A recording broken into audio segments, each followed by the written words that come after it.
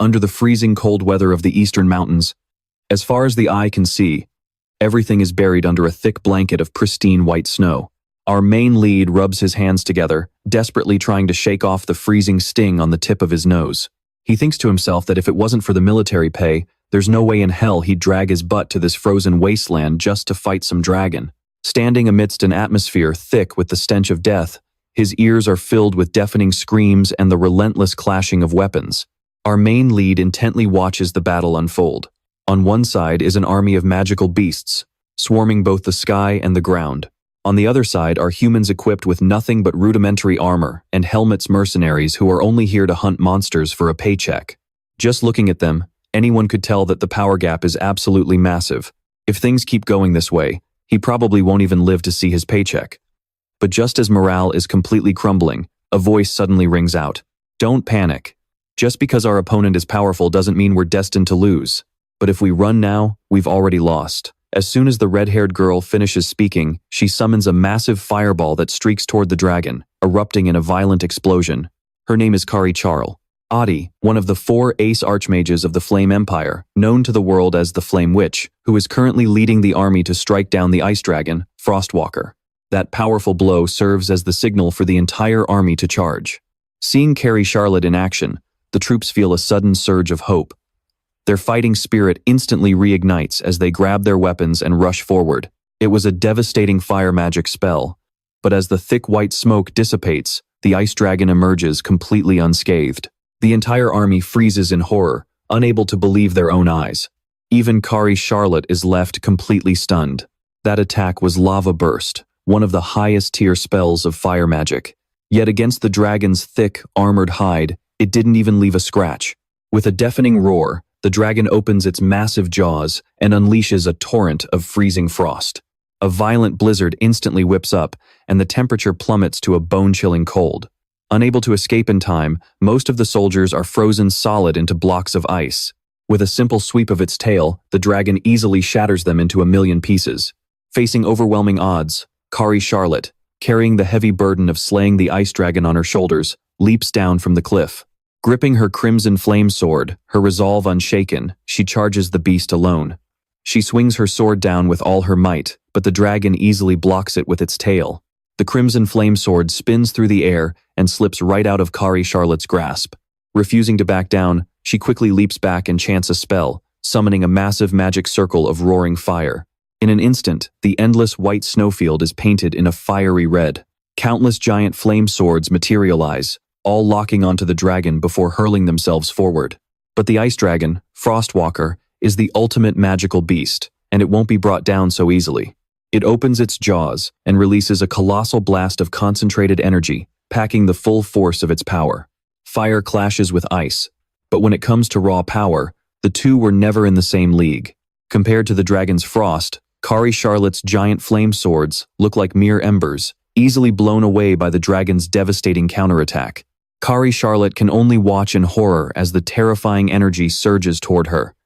She lets out a desperate scream, which is instantly swallowed by the cold, blinding snow as she is blasted away. After blowing the girl away, the dragon's beam of frost carries on, obliterating several mountain peaks in its path. With such terrifying destructive power, if one of the 4 elite archmages couldn't even stand a chance, then a bunch of starving, cash-strapped mercenaries like them stood absolutely zero chance of survival. Their chances of winning have plummeted all the way to zero.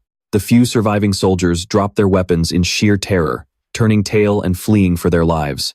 They treated this battlefield like a playground. They came as a crowd, but now only one remains. Kari Charlotte looks around helplessly at the devastation and the discarded weapons scattered everywhere. Now, she stands completely alone against a horde of monsters, yet her fighting spirit refuses to burn out. She drags herself up, gritting her teeth, refusing to accept this grim reality. Right then, a voice suddenly speaks up beside her. "Why aren't you running? This is clearly a losing battle." Kari Charlotte turns around in disbelief, shocked to find someone actually stayed behind.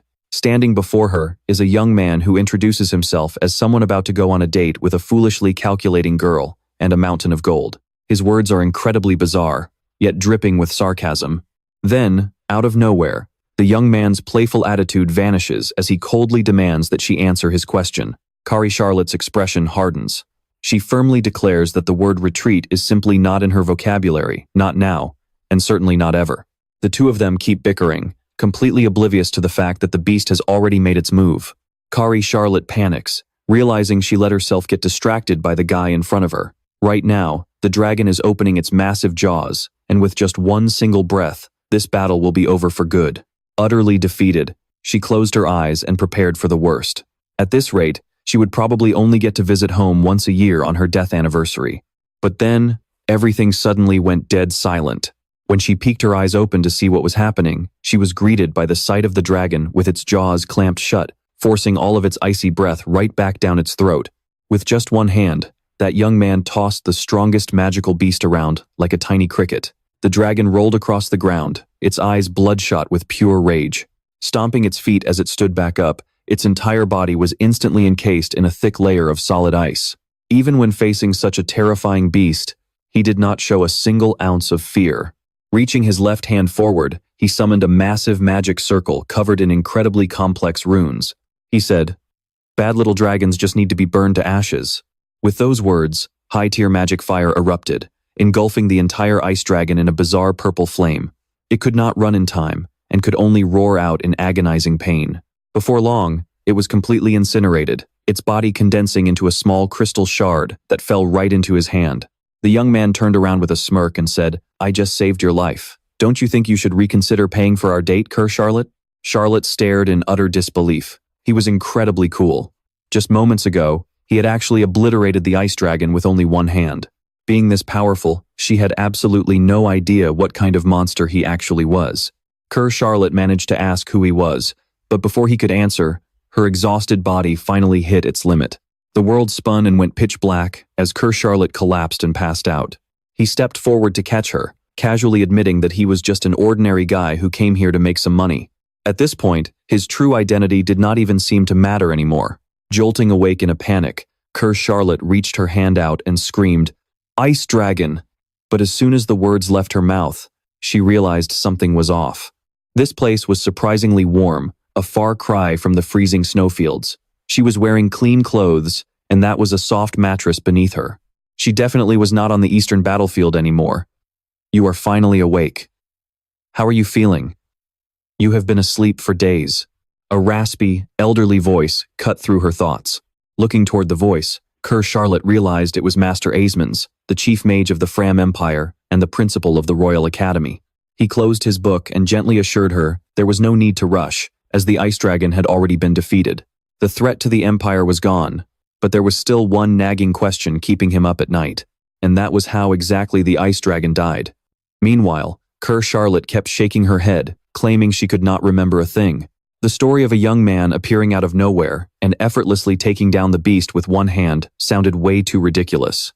It was all so blurry, and she could not easily explain it anyway, so keeping it a secret felt like the safer bet. Mage Asmans sighed and dropped the subject, then reached out and pulled out a small glass vial, which contained a flickering remnant of that purple flame. He mentioned that she was already unconscious when they found her, but some traces were still left behind at the scene. Hellfire is a flame that humans can never control. Its appearance here means an apostle is among us. Those people have been in hiding for so long, yet Hellfire showed up in this battle, proving there is something going on behind the scenes that they know nothing about. Seeing that the young girl had only just woken up, he placed his book on the table and told her to get some rest, saying they could worry about this later. Furthermore, to prevent public panic, the Empire will officially credit her with defeating the dragon, so all she had to do was gladly accept the reward. With that, he opened the door and left, leaving behind a bewildered girl, trying to process the shocking news she had just received. The news of Kerr Charlotte single-handedly defeating the legendary ice dragon spread like wildfire, throwing the entire city into celebration. In the middle of the lively crowd at a local bar, he was clutching his head in frustration over his recent display of power, which had almost blown his cover. He realized that if his true identity were ever exposed, he would not only be seen as a freak by normal people, but he would also lose any chance of getting the attention of cute girls. He had only come to the human world to find a wife, but at this rate, it seemed better to pack up and move somewhere else to avoid the drama. With a tearful face, he packed his bags to slip away, only for a group of armored soldiers to suddenly burst in. The commanding officer scanned the room and barked, "Which one of you is named you?" "Oh boy, This felt exactly like being hunted down by the royal guards. The human security cameras instantly pointed right at him. No doubts about it. He flinched in absolute terror, convinced his identity as an apostle was about to be blown. But then, the officer clarified that he had actually been chosen to study at the Royal Academy. The crowd began to murmur in annoyance, whispering discontentedly. Everyone thought he had absolutely zero talent, so on what grounds did he get such royal treatment? The officer naturally overheard all their complaints. His face hardened as he demanded, "Of all of you here, who has actually risked their life in battle against the ice dragon? Who returned in one piece? Is strength and sacrifice like his really something you should be gossiping about?" Every single word felt like a slap to the face. The crowd, which had been as rowdy as a chaotic market just seconds ago, instantly went dead silent, with nobody saying a word. Suddenly, Hugh raised his hand high and asked a question that left the officer completely speechless. "Excuse me, are there a lot of beautiful girls studying at this academy?" The officer, who had just been singing his praises, didn't even know what face to make. After a long pause, he finally choked out a single word: many. The Royal Academy was the #1 school and the ultimate pride of the From Empire, a place where the nation's elite gathered, and beautiful girls were everywhere. From adorable little lowlies to absolute goddesses, Hugh stood out like a wild pheasant in a flock of peacocks, looking incredibly out of place. Looking at Hugh's utterly shameless, girl-crazy expression, the officer's smile twitched as he turned to ask Principal Aceman, "Forgive my boldness, Lord Aceman, but why did you give a weak mercenary like him such a golden recommendation?" Hearing this, the principal simply smiled, his response holding a deeper meaning. "I am just giving a young man a good opportunity. Who knows? We might end up with some very unexpected results." At that very moment, the Academy's speaker system suddenly blared to life. First, it congratulated those who had just earned the chance to join the Royal Academy, and then it announced the start of the entrance exam, hoping they could successfully pass and survive. The moment the announcement ended, 4 magic circles appeared on the floor, summoning creatures known as firewolves. True to their name, they were wolves engulfed in raging flames, typically summoned by high-tier mages, and of course, their danger level was off the charts. It seemed to be the students' first time facing this kind of beast, as most of them immediately panicked, barely able to even stand on their own 2 feet. Quite a few tried to reassure themselves that since it was an academy test, it must be regulated, and there was no way they would actually put their lives in danger. Though terrified, some of them began using magic to fight back. Vines shot out from magic circles to bind the wolves, but unfortunately, they were too slow, failing to catch even a single one. Ice bullets were launched next, but they were far too weak. Despite being ice elemental magic, the moment they touched the flaming bodies of the firewolves, they instantly vaporized into a cloud of white smoke. One wolf leaped forward, opening its fanged jaws wide and taking a vicious bite. A massive chunk of flesh was instantly ripped from an unfortunate young man, sending him straight to meet his maker. We are so doomed. If there is blood on the very first day of school, what is the point of even studying? Seeing the 4 starving firewolves charge in a frenzy, the students scrambled and ran for their lives. However, among the terrified amateurs, there were still quite a few powerful fighters. A long-haired boy calmly stepped forward to face them. As a wind mage, his opening move was to conjure a powerful gust of wind, blowing the wolves into a corner. Others also began to join forces, with marksmen on the left, mages attacking from the right, and swordsmen engaging in close combat right at the front. With everyone working together, they finally managed to trap all 4 wolves in one spot, binding them with a massive block of earth. Seeing the beasts lying motionless, the students cheered, thinking they had successfully defeated them, but to their absolute horror, the flames suddenly flared up again. In the blink of an eye, the 4 firewolves actually merged together, turning into a chaotic 3-headed monstrosity. Only then did the long-haired boy speak. As expected of the Royal Academy, to use such a dangerous beast as a test for new students, the firewolf suddenly attacked, spitting out a barrage of intensely hot fireballs. The main hall of the academy was engulfed in a crimson haze of smoke and fire, filled with agonizing screams and chaotic howling. Hugh stood perfectly still, observing. He could feel a fireball flying straight toward him, but he completely ignored it, not even bothering to look. He was more than capable of blocking the attack, but a pair of massive assets suddenly appeared out of nowhere, completely stealing his focus. Next, his world spun, and his vision finally focused on the beautiful yet panicked face of an unfamiliar girl. Everything was still in utter chaos, with fire and smoke everywhere. making the place look like an actual battlefield. After asking if he was okay, the beautiful girl quickly stood up and told him to be careful and not daze out like that unless he wanted to lose his life. She urged him to leave immediately, saying she would handle everything here. Hugh clutched his blushing face, screaming in his heart that he was in deep trouble.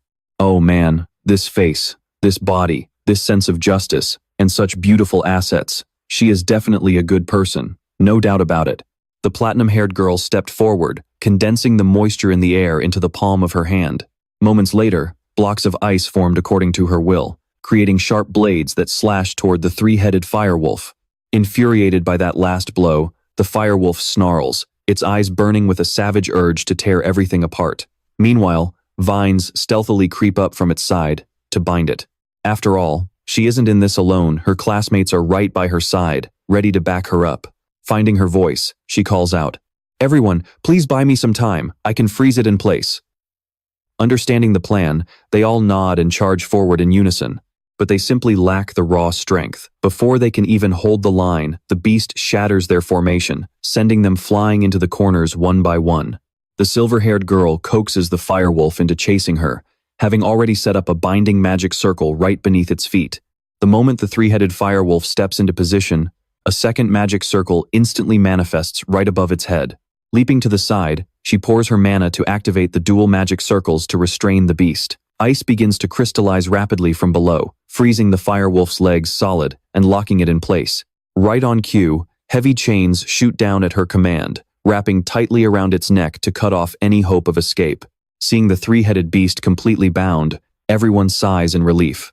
They thought it was all over, but of course, there's always that one idiot in every class.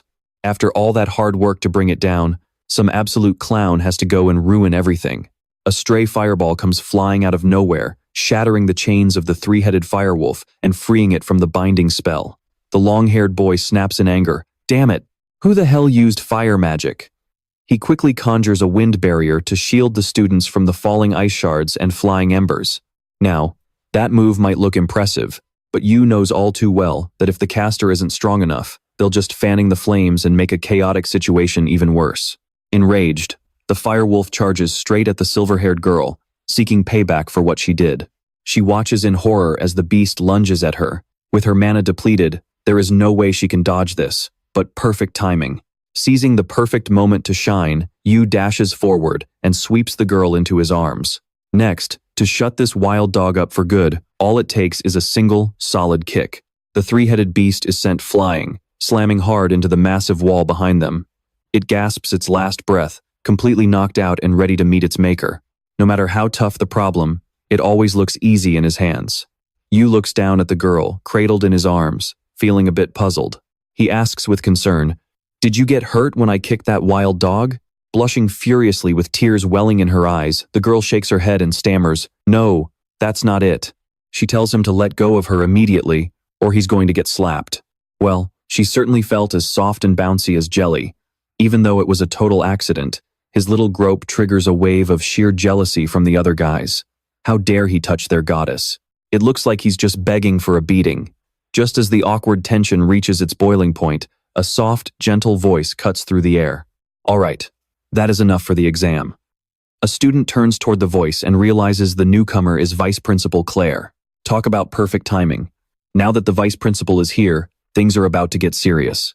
The long-haired boy steps up to her and points at a student collapsed on the floor, demanding to know why the Academy's exam has to be so incredibly dangerous. Vice Principal Claire simply smiles and calmly waves her hand. Upon her command, the injured students lying on the ground instantly turn back into cards. That's when they realize those students were actually just illusionary puppets. The rumors about Vice Principal Claire being a master puppeteer are definitely true. Returning to the matter at hand, Vice Principal Claire congratulates everyone present on passing the exam and earning their spot in the Royal Academy's elite class. The one in charge of guiding and teaching them will be one of the Academy's top 4 archmages, Connie Charlotte. After introducing the two parties, the Vice Principal bids them farewell and heads back to finish up her administrative duties. While Yu tries to lay low to avoid being recognized, the other students swarm Connie Charlotte, asking what she has planned for them.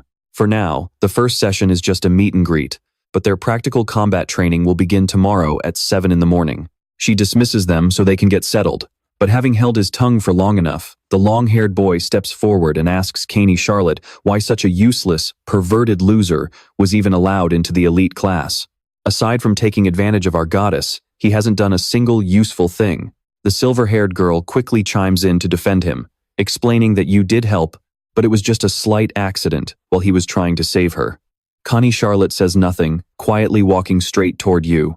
On the outside, he tries to play it cool, but on the inside, he's crying a river of tears. He thought he'd swept the memories of their first meeting under the rug, but now he can't help but feel incredibly anxious. She stares at him and asks, "Have we met somewhere before?" "No way. My face is just really generic, Professor Caney. You must have me confused with someone else." With one insisting they've met, and the other desperately denying it with a smooth tongue, the conversation quickly leads to a dead end. Too lazy to press further, Caney Charlotte simply turns around. After announcing that the selection list was approved, the gorgeous instructor even stepped in to explain things on his behalf. No doubt about it, the pretty ladies run the show around here. Anyone who has a problem with it can just transfer to another class. With that, the room finally fell dead, silent. A few guys still couldn't stand him, but since the academy had already made its decision, there was no point in arguing. They could only click their tongues and let it go. Later that evening, a private meeting was held in the principal's office. Connie Charlotte handed the list of students who passed the entrance exam to the man sitting across from her, before hesitantly asking, "Sir, is there really someone among these students connected to the apostles?" Principal Asman didn't answer right away, instead turning the question back on them. "Did anything unusual happen during the exam?" Vice Principal Claire immediately filled him in on the details. Out of all the candidates, only one student managed to blow the firewolf away. Strangely though, they only saw him standing right in front of it, and in the blink of an eye, the wolf was sent flying. Asman nodded in understanding. He suspected that this kid possessed innate magic talent, a rare gift that not just any ordinary mage could boast. Noticing how late it had gotten, the principal told the two of them to head back and get some rest. He assured them they didn't need to worry about the apostles, as he would handle the situation himself. Meanwhile, Hugh was yawning and complaining to high heaven. He felt way too old to be waking up early just to drag himself to class. But just then, a true goddess walked by. She was a stunning girl with platinum blonde hair, and one single glance from her completely stole his soul. With the sky so blue and the air so fresh, it was the perfect day to make a move. He confidently approached her to say hello, casually mentioning that yesterday's little accident was just a clumsy mistake on his part. Though the atmosphere was a bit awkward at first, she seemed to brush it off. With a sweet smile, she introduced herself as Isa and asked for his name. Blushing furiously, he shyly replied that his name was Hugh. Just a single syllable, a bit plain, sure, but at least the guy carrying it was a total catch. Luckily, they hit it off instantly, and it didn't take long for him to win over the lovely girl walking beside him. As they happily chatted on their way to the auditorium, they had no idea that someone was watching them from behind, burning with jealousy. When class officially started, the classroom was fully packed with students eagerly waiting for their first practical combat lesson. Connie Charlotte activated a magic circle and summoned a massive fire tiger. A nerdy guy with glasses as thick as bottle goggles immediately started listing off facts about the beast. He explained that while the fire tiger's fire attribute was only intermediate, its raw strength was 10 times that of a normal beast. Hearing this, a long-haired boy scoffed. After all, they had already faced a high-grade firewolf, so putting an intermediate-level tiger in front of them felt like they were just bullying the poor creature. But Connie Charlotte's lesson plan was far from that simple. To turn up the heat, she announced that students drawing the same number would be paired up, and they had exactly 1 hour to defeat the fire tiger. Drawing a bright red number 7, Hugh cried inside, wishing he could rub the numbers off his paper. Fate had played a cruel joke on him, keeping him far away from his dream girl. On the other side of the room, the long-haired guy got incredibly lucky. He immediately put on his best aristocratic act, introducing himself as the eldest son of the Bolle family, Kyle Bolle. Despite his flashy status, Isa couldn't care less. With time ticking away, she wanted to quickly coordinate and come up with a plan to take down the beast. But unlike the cautious Isa, Kyle was completely relaxed, boasting that his strength was on a whole different level compared to the average extras around them. He confidently volunteered to handle the fight all by himself, telling his goddess she could just sit back and watch. Kyle was the first to step into the arena. Facing the blazing fire-clad beast, he still wore that arrogant, dismissive smirk.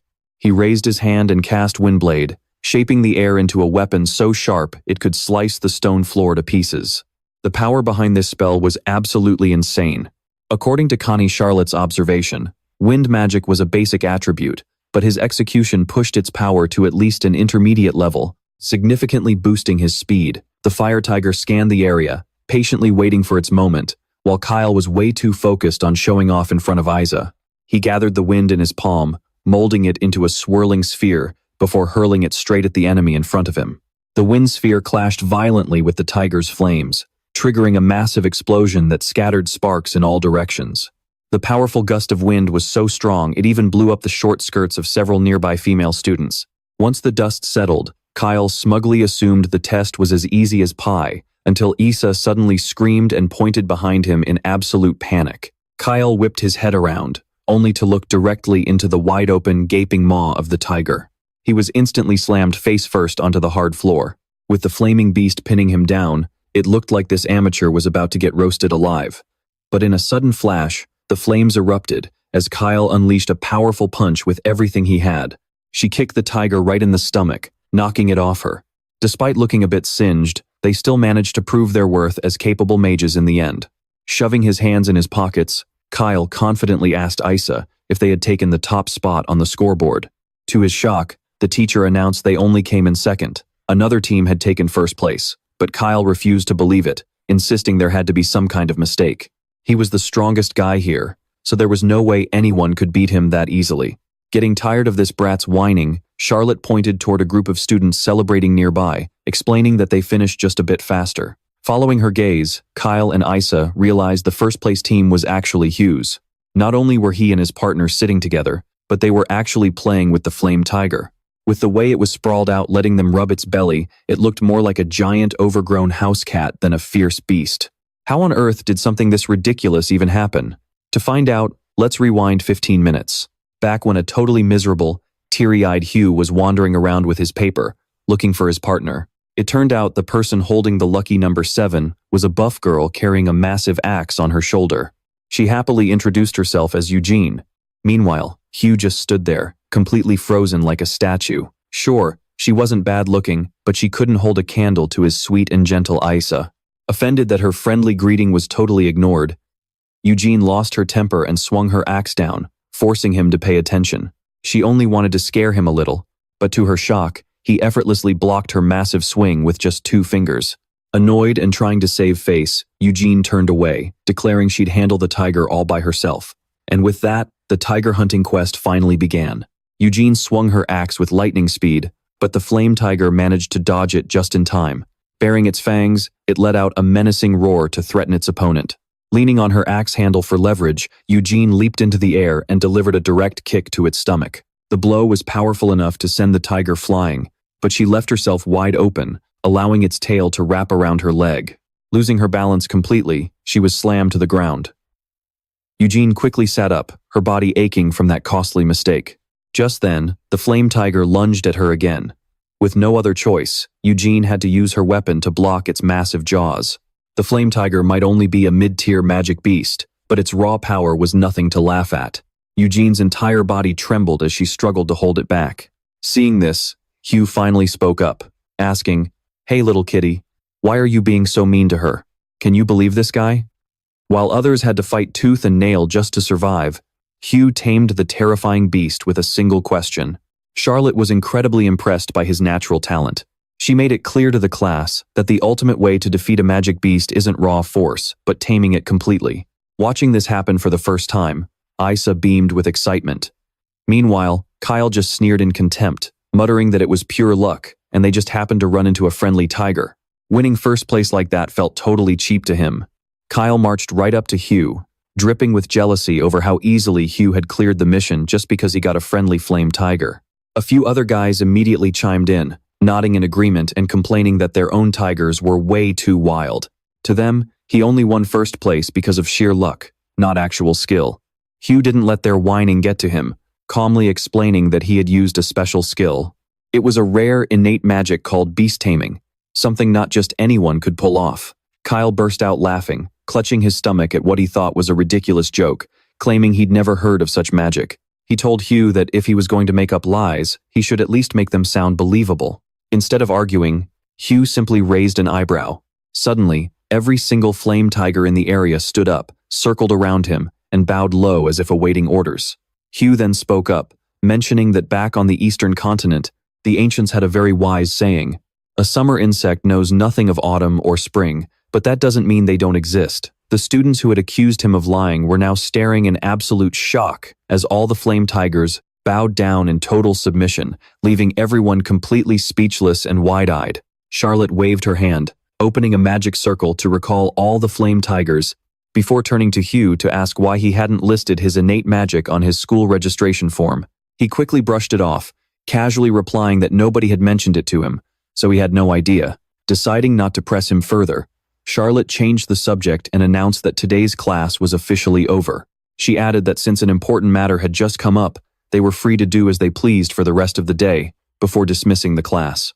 Only then did Hugh finally let out a sigh of relief, realizing he'd just scared himself half to death. That's because 99% of what he just said was pure BS. Lucky for him, he'd heard legends about this kind of talent before, or there was no way he could have fooled that crowd. As the students flocked out, young Hu shined so bright today that he caught the eye of both gorgeous girls. On the way, the powerhouse girl Ajin kept thumping his back, endlessly praising him for holding out on them and hiding his true skills. He could only laugh it off. Sure, it was nice being praised, but man, those slaps of hers hurt like hell. Seeing Hu laughing and chatting with the girls, Kyle couldn't stand it. He made a snide remark about Hu's magical talent, questioning why he didn't lift a finger during the entrance exam. The others immediately caught on and started blaming him. They complained that since he could control magical beasts, he shouldn't have just stood there watching them get brutally toyed with. Someone even snidely accused him of doing it on purpose, just to get fresh with the goddess, Isa. Hearing this, Ajin couldn't stand it and stepped in to defend him. Just because he can control them doesn't mean he'd do something so sleazy. Besides, if Hu had just taken care of all the firewolves himself, how on earth would the rest of us have passed the exam? That shut the other guys up real quick. Then, Isa chimed in, adding that in the end, talent is nothing without hard work and training. Besides, Kyle's wind wall couldn't even stop the firewolves back then. If it weren't for Hu stepping in just in the nick of time, we'd probably all be toast by now. While this calmed the others down, it was a massive, unintentional slap in the face to Kyle. He was absolutely livid that his ultimate move was dismissed as completely useless, stubbornly insisting that she was lying just to cover for Hu. He was so incredibly salty. As soon as the first day's orientation ended, Connie Charlotte rushed straight to Headmaster Aisman to report the news. Bursting through the door with a massive grin, she blurted out, "Principal, I found him. I found someone with the beast-taming magic talent." Aisman paused his writing and asked seriously, "Just how good is this kid at summoning and controlling beasts?" At the moment, Connie still wasn't sure of his exact power level, but since he easily tamed a summoned magic beast, he's definitely a highly promising talent. Aisman nodded in satisfaction, figuring this kid could end up being a help to her in the future. Lunch break flew by in a flash. Isa stared at the schedule and mentioned that their next class would cover the history and development of Elsoa. Hearing this, a cold sweat broke out on Hu's forehead.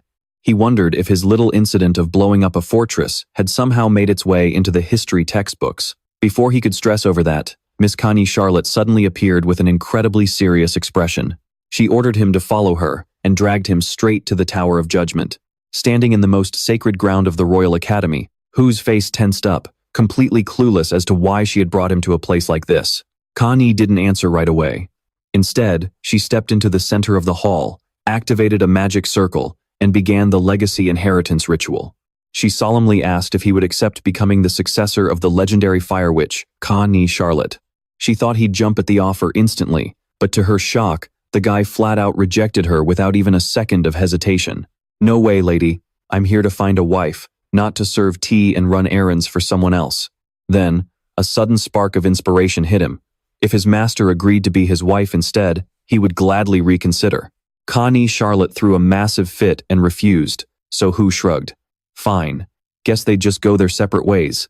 But do you really think a guy with your current social standing and empty pockets can actually find a wife? Why don't you think back on how you even got enrolled here?" This reality check instantly stopped him in his tracks. She had a point. When he first set foot in the human world, The cost of living was insanely high, and slaying a monster only paid a measly 3 coins. He'd gone from a big spender who never looked at price tags to a guy stuck at the absolute bottom of society. If this dirt-poor storyline dragged on for hundreds of chapters, he'd never get a wife. No way. This kind of tragic, cliché plot is absolutely unacceptable. Seeing that his brain had finally started working, Connie Charlotte resumed the ritual. Bathed in the warm, brilliant glow of her flames, she asked once more if he wanted to become her successor. If he agreed, he could use this prestigious status and honor to eventually inherit all of her wealth. Seriously, using cold, hard cash to bribe someone? Is that supposed to be noble? Well, maybe not for others, but for him, it's a solid yes. Self-help philosophies and pride? Throw all that garbage right out the window. He was absolutely going to cling to this golden thigh. Master, my future meals are all on you. Connie Charlotte was completely pushed over. He even clung tightly to her legs, making her so uncomfortable that she desperately demanded he let go. But who would have thought this money-grubbing, perverted leech wouldn't let go at all? Because of that, as soon as the ritual ended, a master-disciple crest appeared on his forehead. Connie Charlotte had originally wanted to just settle it with words. Now look what happened. With the master-disciple crest literally engraved on them, there was no going back even if she wanted to change her mind later. Fortunately, the crest doesn't show up on its own under normal circumstances. She could only hope her new student wouldn't go around bragging about this to everyone. For an entire day, Hugh was taken away for no apparent reason, completely vanishing without a trace. During the break, students sitting in the cafeteria having lunch couldn't stop gossiping about him. The trial tower is where the Royal Academy judges or punishes students, and Hugh was dragged right there. Ajin and Isa really couldn't understand what kind of serious mistake he had made. Seeing the two girls so worried, Kyle smirked smugly, claiming that Hugh's beast-taming talent was nothing but a lie. This time, the school probably found out and kicked him out for good. In his eyes, the lower class were nothing but low-life peasants, and trash belongs with trash. What the hell are you even moping about? Hearing these nasty words, both girls felt incredibly annoyed. It was a classic case of sour grapes for Kyle. Seeing their harsh reaction, he immediately started mocking them, saying they were all just a bunch of shallow, superficial fools anyway. Isa had been holding back her anger, but she couldn't take it anymore and furiously reminded him that everyone had seen Hugh's beast-taming talent with their own eyes. We don't even know what happened yet. Kyle, you'd better watch your mouth. Right at that moment, speak of the devil, Hugh finally arrived. He stood leaning against the exit, looking like an absolute boss. Hanging from his waist was a fat pouch of coins he had just smoothly borrowed from the beautiful Lady Connie. As soon as the gang saw him, they eagerly rushed over to greet him. Ajin anxiously asked him what on earth had happened after he was taken away yesterday. Before Hugh could even open his mouth, the long-haired Kyle jumped in, confidently assuming he must have just been expelled. To ease everyone's minds and shut up the haters, Hugh revealed that he had just signed a master-disciple contract with instructor Connie Charlotte. Not only that, but he also showed his crest to prove his words were true. The entire cafeteria gasped in absolute shock. While everyone's jaws were dropping, Kyle quickly brushed it off and demanded Hugh prove his real strength. After all, if he only had beast-taming talent but couldn't fight, he was still nothing but a weakling. Isa stepped forward, calling him out for being completely unreasonable. A beast-taming talent isn't something just anyone has, so Hugh getting into the elite class was only natural. But before she could finish, Kyle sliced off a lock of her hair as a warning for bystanders to stay out of it. Mess with anyone else, but mess with his crush? You're dead meat, buddy. Hugh nodded and accepted the duel. He then gave a humble smile and said, I hope you'll go easy on me, Master Kyle. The arena they chose for their match was the combat field. Hugh cut straight to the chase, asking him what the conditions and rules of the duel would be. Kyle smirked slyly, before setting terms that were heavily rigged in his own favor. We'll go all out with our full power. If you lose, you kick yourself out of the class. As soon as the condition was laid out, Ajin clenched her fists. This was a total dirty trick. Kyle knew damn well that Hugh's talent was beast-taming, and since there wasn't a single monster around, forcing him to go all out was pure bullying. But that wasn't all. Kyle's scheme to crush him was glaringly obvious. Before even throwing a punch, he pulled a sword out of thin air. The moment Isa saw it, her face went pale in shock. According to legend, she knew that the ancestors of the Bole family had once received several gifts from the Elemental King.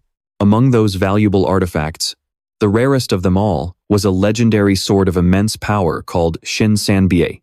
Seeing the weapon, Hugh was instantly intrigued. He pointed at the blade and confidently declared that if he won, Shin Sanbie would have a new master. Then, he flashed a smug, provoking smile, asking if Kyle was too afraid of losing. That did the trick, and the long-haired boy took the bait immediately. He agreed on the spot and immediately began casting what he believed to be his strongest move. He muttered a continuous stream of incantations, channeling magic into the sword. The moment he finished, he swung his arm, unleashing a slash called Wind's Judgment straight at Hugh. The slash surged with powerful wind magic, looking like it could split the very earth in two. But surprisingly, as it came crashing down, it was blocked and failed to deal even a scratch. Everyone stood frozen in shock as they watched Hugh block the powerful strike with just one hand. With defensive power this insane, the winner is already crystal clear. And wow, this sword is absolutely gorgeous. Thanks for the gift. And just like that, the weapon finds a new master. Since Kyle couldn't even scratch him, his prized sword simply abandoned him, never to be reclaimed. But it's not over yet. Now, it's Hu's turn to make a move. Earlier, Kyle dared to attack the beautiful Aisa, the girl close to Hu's heart, so he's going to make him pay double. Hu gently places his palm on his opponent's chest, and with just a slight surge of power, Kyle's chest tightens up, sending a spray of crimson blood spitting from his mouth. His entire body is hit by a devastating force, sending him flying backward. The duel ends, leaving both his opponent and the onlookers utterly speechless. Kyle struggles to push himself up from the ground, staring wide-eyed in horror at his own blood pooling on the floor. But even after taking that direct hit, he refuses to accept defeat. No matter what, he is absolutely not going to take this lying down. Isa and Ejin excitedly run over to Hu, showering him with endless praise, since it's their first time witnessing his raw power. It honestly takes them a few minutes to fully wrap their heads around it. With class over and the entire afternoon free, Ejin suggests they head to a fancy restaurant to grab a big feast and celebrate. The other two love the idea, immediately throwing their hands up in agreement as they chat excitedly about where to go. But while those three are having a great time, Kyle is standing on the sidelines, completely panicking. That emerald sword, Sylph, is a precious family heirloom. He actually used it as a wager and let it fall into someone else's hands. If his father finds out, he'll be beaten like a punching bag. His future is about to become worse than his worst nightmare. Just the thought of it terrifies him. Throwing away all his pride, Kyle runs over to block their path and flatly declares that Hu cannot take the sword. He accuses Hu of pulling some dirty trick and demands a rematch to make things fair. Hu doesn't even have to think about it, instantly shutting him down. If they had to redo the fight every time someone lost, they'd be stuck here until midnight. Realizing he can't talk his way into getting his sword back, Kyle resorts to desperate measures, boldly declaring that if they don't return his sword, nobody is leaving this place alive. He then casts a spell, whipping up a violent whirlwind around Hu's group to trap them in place. Suddenly, the sword gives a sharp hum. Hu can actually feel a deep, mystical connection forming with the weapon in his hand. He won the match, fair and square, and the sword has already recognized him as its master. There is no way he's just handing it back because Kyle changed his mind. With no options left, Kyle decides to go all out. He unleashes his magic, and a raging storm of wind sweeps in, threatening to tear the three of them to shreds. But right in the middle of it, something unexpected happens. An immense surge of magical power erupts from the sword, instantly shattering Kyle's wind barrier. A warm, brilliant green glow fills the area as the divine sword floats into the air, wrapped in a miniature cyclone. As the wind finally settles, a little girl with stunning emerald green hair emerges, leaving everyone staring in utter disbelief. She floats right up to Hu, bowing gracefully as she introduces herself as Sylph, the spirit sword under the ownership of the Elemental King. But things are different now. According to the contract, Hu is her new master, and he holds absolute authority over her for any command. Hearing this, Kyle completely loses his mind, refusing to accept what's happening. He beats his chest, claiming that he is her true master, and even has the nerve to blame her for not unleashing her power sooner, which is why he suffered such a pathetic defeat.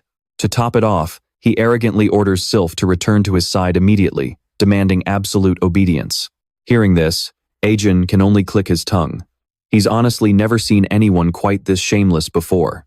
Instead of answering right away, Hu looks down at Sylph and casually asks if she has any interest in going back to her old master. Sylph shakes her head without a moment's hesitation, saying there's no way, because Kyle is simply not worthy. She makes it crystal clear that the moment Kyle used her as a gambling chip, he forfeited any right to own her. And since he lost so embarrassingly, getting dumped was the only natural outcome. On top of that, for a spirit sword, power is everything.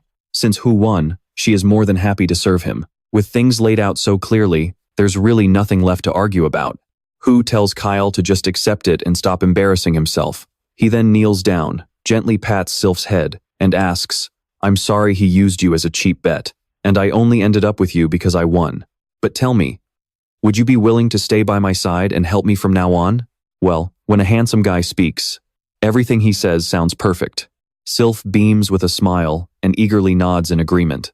Watching this touching moment of loyalty between master and spirit, Kyle looks like he's about to choke on his own rage. Losing is bad enough, but being utterly rejected by his own weapon is a massive slap in the face. Kyle clenches his fists, his entire body burning with pure rage. Since they think he has no real power, he's going to unleash his true strength and make everyone in front of him eat their words. A massive magic circle expands. In the name of the noble Bolé family, Kyle decides to go all out and fight them to the death, unleashing his fire magic with what he believes is his absolute strongest attack. Kyle raises his hand high, and a massive column of fire immediately erupts, radiating an oppressive heat. Seeing his opponent go this far, Eugene starts to get worried, fearing that Kyle might lose control and level the entire hall. Of course, Yu knows what is coming. He needs to block his opponent's soul-coiling phoenix strike.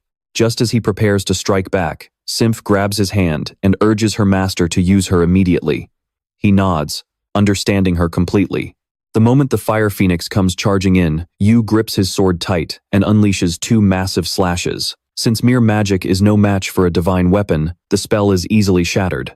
The fire phoenix shatters into pieces, triggering a massive explosion that deals devastating damage. Kyle is unfortunate enough to suffer a massive backlash, getting blown away by a raging whirlwind. Meanwhile, Eugene and Isa barely manage to keep themselves safe by casting magic shields. Once the smoke and fire finally clear, everyone sees a battered Kyle lying among the ruins, looking like a total loser. You almost feel bad for him, almost. After teaching Kyle a much-needed lesson, Yu and his friends head straight to a restaurant, ordering a massive feast to celebrate. After all, the quickest way to win over the one you love is through their stomach. Seizing the moment, Yu, the self-proclaimed king of smooth talk and master of pickup lines, asks Isa, "Hey, Isa, do you know the absolute best way to eat these dishes?" Being a practical girl, Isa immediately says they taste best when they are hot.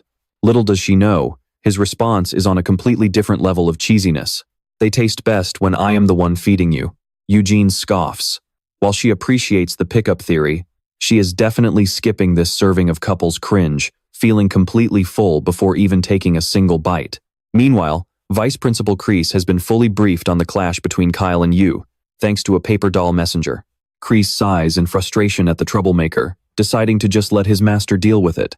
Plus, now that the Simp Sword has awakened its sword spirit in Yu's hands, the Bolé family is bound to throw a tantrum and cause major trouble for everyone.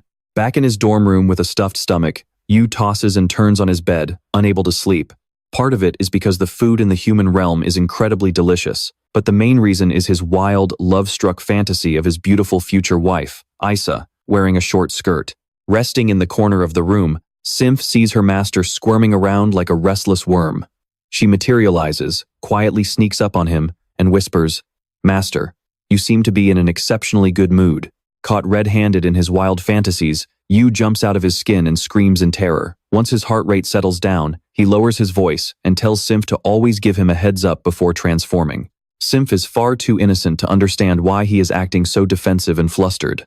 To put it simply, Yu is on cloud 9, feeling like his love life is finally blooming. Hearing this, Sinf immediately jumps to the conclusion that her master needs to relieve his physical urges. Being the ultimate loyal servant who works purely out of passion and never complains about her low wages, Sinf offers to take care of this delicate issue for him. Yu's face instantly turns beet red. It is so obvious he is totally thrilled underneath that embarrassed act. After a brief hesitation, he reluctantly nods and accepts her offer. But the deal is immediately ruined when Sinf pulls out a pair of razor-sharp scissors, calmly saying, "This might hurt a little, but don't be scared, master. I will be very gentle." Honestly, what did he expect from a literal sword? In this little girl's mind, If you have a physical urge down there, you just snip it off, and the problem is solved. Realizing her terrifying logic, Yu immediately drops to his knees, begging for mercy and admitting his mistake. He declares he can handle his issues all by himself without any help. But Yu's real trouble is just beginning as he gets summoned by Connie Charlotte. First thing in the morning, she calls him into her office and unleashes a furious lecture. You just signed the contract and already managed to leak it, not to mention dueling Kyle on your own. Are you actively trying to ruin my life? But she is dealing with Yu, who immediately fires back without a hint of fear. He argues that the whole academy would have found out about the contract sooner or later anyway, so what is the big deal if they know now? As for the divine sword, Kyle was the one who insisted on the duel, and since the guy has hated him from day one, Yu just exploited his extreme arrogance. By exploiting a small opening and using his quick wits, defeating him was a walk in the park. Dealing with a disciple who is just as cocky as his opponents, Connie Charlotte sighs helplessly. She heads over to the bookshelf to find something, warning him to tone down the mischief. For now, he just needs to sit tight and study basic magic before doing anything else. Suddenly remembering something, she tells him to stop calling her master because it makes her sound old. Seizing the opportunity, Yu beams and says, "Well, how about I call you my wife instead? Smooth, right?" Too bad his flirting is immediately rewarded with a painful smack to the head and a death glare. She scowls, asking him what he just said, because the wind is apparently too loud.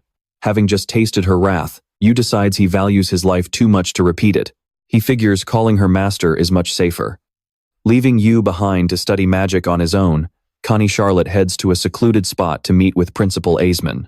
Although the principal managed to smooth things over regarding the divine sword and the Bolay family, the enemy has already discovered that Yu is Connie Charlotte's disciple. Because of this, he instructs her to bring Yu along to the Magic Exchange Convention next week so they can see exactly what the enemy is planning. Connie Charlotte nods, understanding the situation, as the principal remains silent. Her only hope is that this magic convention will finally help her awaken her innate magic. Charlotte knows her master is always worried about her. Having known Aisman since childhood, she holds nothing but deep respect for him. If her innate magic is truly released, she can finally shoulder some of his heavy burdens. Meanwhile, back with Yu, he's completely absorbed in the book in his hands, scanning every page. He finds this particular section pretty interesting. According to the book, humans use non-attribute magic as a foundation, combining it with natural elements to cast spells. Sylph brings over some tea. After handing him the cup, she sits quietly in a corner, watching him read. Sensing her gaze, Yu stops and asks what's on her mind. That's when Sylph finally asks the question she's been holding back, wondering why he doesn't just tell the teacher the truth when he's literally overpowered. Yu's mood instantly turns somber. After a brief silence, he slowly opens up about his past. When your power becomes infinite and unmatched, standing far above everyone else, people start treating you like an outcast. He's tasted that bitter reality before, being worshipped, flattered, and feared, only to end up completely isolated.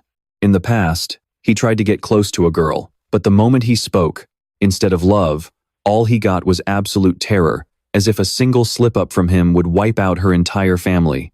He used to have comrades too, but since he's immortal, his teammates eventually kicked the bucket one after another. Even though he's at the very top of the food chain and used to a solitary life, he actually enjoys hiding in plain sight as an ordinary student, and the feeling isn't bad at all. While Yu is busy having a completely warped idea of what a normal person is, the news of him signing the successor contract has become the absolute hot topic among the academy students.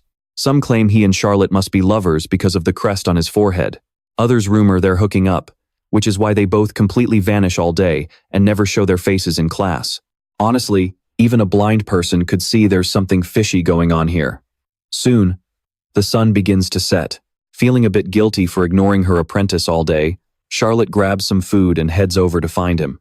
As she walks, she thinks about breaking the seal to avoid any unnecessary drama. But the second she opens the door, she catches him slacking off, with his head resting right on another girl's lap. Flying into a blind rage, Charlotte blows her top and literally roasts Yu until his hair is a frizzy mess. In her eyes, the adorable little sword spirit gets a free pass, but her master still has to answer for his crimes and listen to some important news. Clearing her throat, she informs him that he'll be accompanying her to the Magic Exchange Convention in the Imperial capital next week. She hadn't planned on bringing him at first, but she never expected him to claim the Bolay family's sacred sword. A sacred sword taking human form is a massive deal, and the convention organizers are absolutely determined to have him there. If he refuses, they'll just keep harassing the people around him. Yu shrugs it off like it's no big deal, saying he'll go, since there's absolutely nothing to fear. When the time comes, we'll see who's actually threatening whom. For now, the upcoming convention is put on the back burner. While Charlotte and Yu are away preparing for the big event, Deputy Headmaster Clay takes over their class. Class goes on as usual. But with both Yu and Kyle missing, a group of guys starts whispering that Kyle's sudden disappearance is because of his last match with Yu. They whisper that Yu has a powerful backer now, and messing with him will get you wiped out in a heartbeat. Speak of the devil, and he shall appear. Having overheard every single word, Yu walks right in and says, "Has it really been that long since I visited the arena? Because I swear there are some annoying pests buzzing around here today." Seeing him as if they've just seen a ghost, the guys immediately make up an excuse and bolt. As for Yu, he's actually exempted from practical combat class. It's been a while since Elsa last saw him, and she actually missed him a bit, so she rushes over to ask what brings him by today. Yu hands her a rose and puts on his most dramatic, longing expression just to tease her and win her over. She knows he's just playing around, but with all those rumors weighing on her mind, she just can't bring herself to smile. Suddenly, remembering that he's about to head to the Magic Exchange Convention with Professor Charlotte, Elsa asks if the rumors are true. Yu nods, flashing a playful, smug grin as he tells her not to miss him too much, promising he'll be back in just a few days. A few days apart, and you're still the same old pervert. This jab comes from the powerhouse girl, Aegir. She walks up carrying a massive battle axe, delivering a verbal critical hit. Not one to back down, Yu fires right back. Well, look who it is. I hope our resident violent girl didn't get her face smashed in during her last fight. The awkwardness in the air instantly vanishes. Elsa smiles gently, realizing that this is exactly when the three of them are at their absolute best. The day of departure finally arrives. In the crisp, early morning air, the carriage and horses are fully prepped, but even after waiting for ages, Yu still hasn't seen any sign of Elsa. When he came to say goodbye, Shin told him that Aisa wasn't in her room.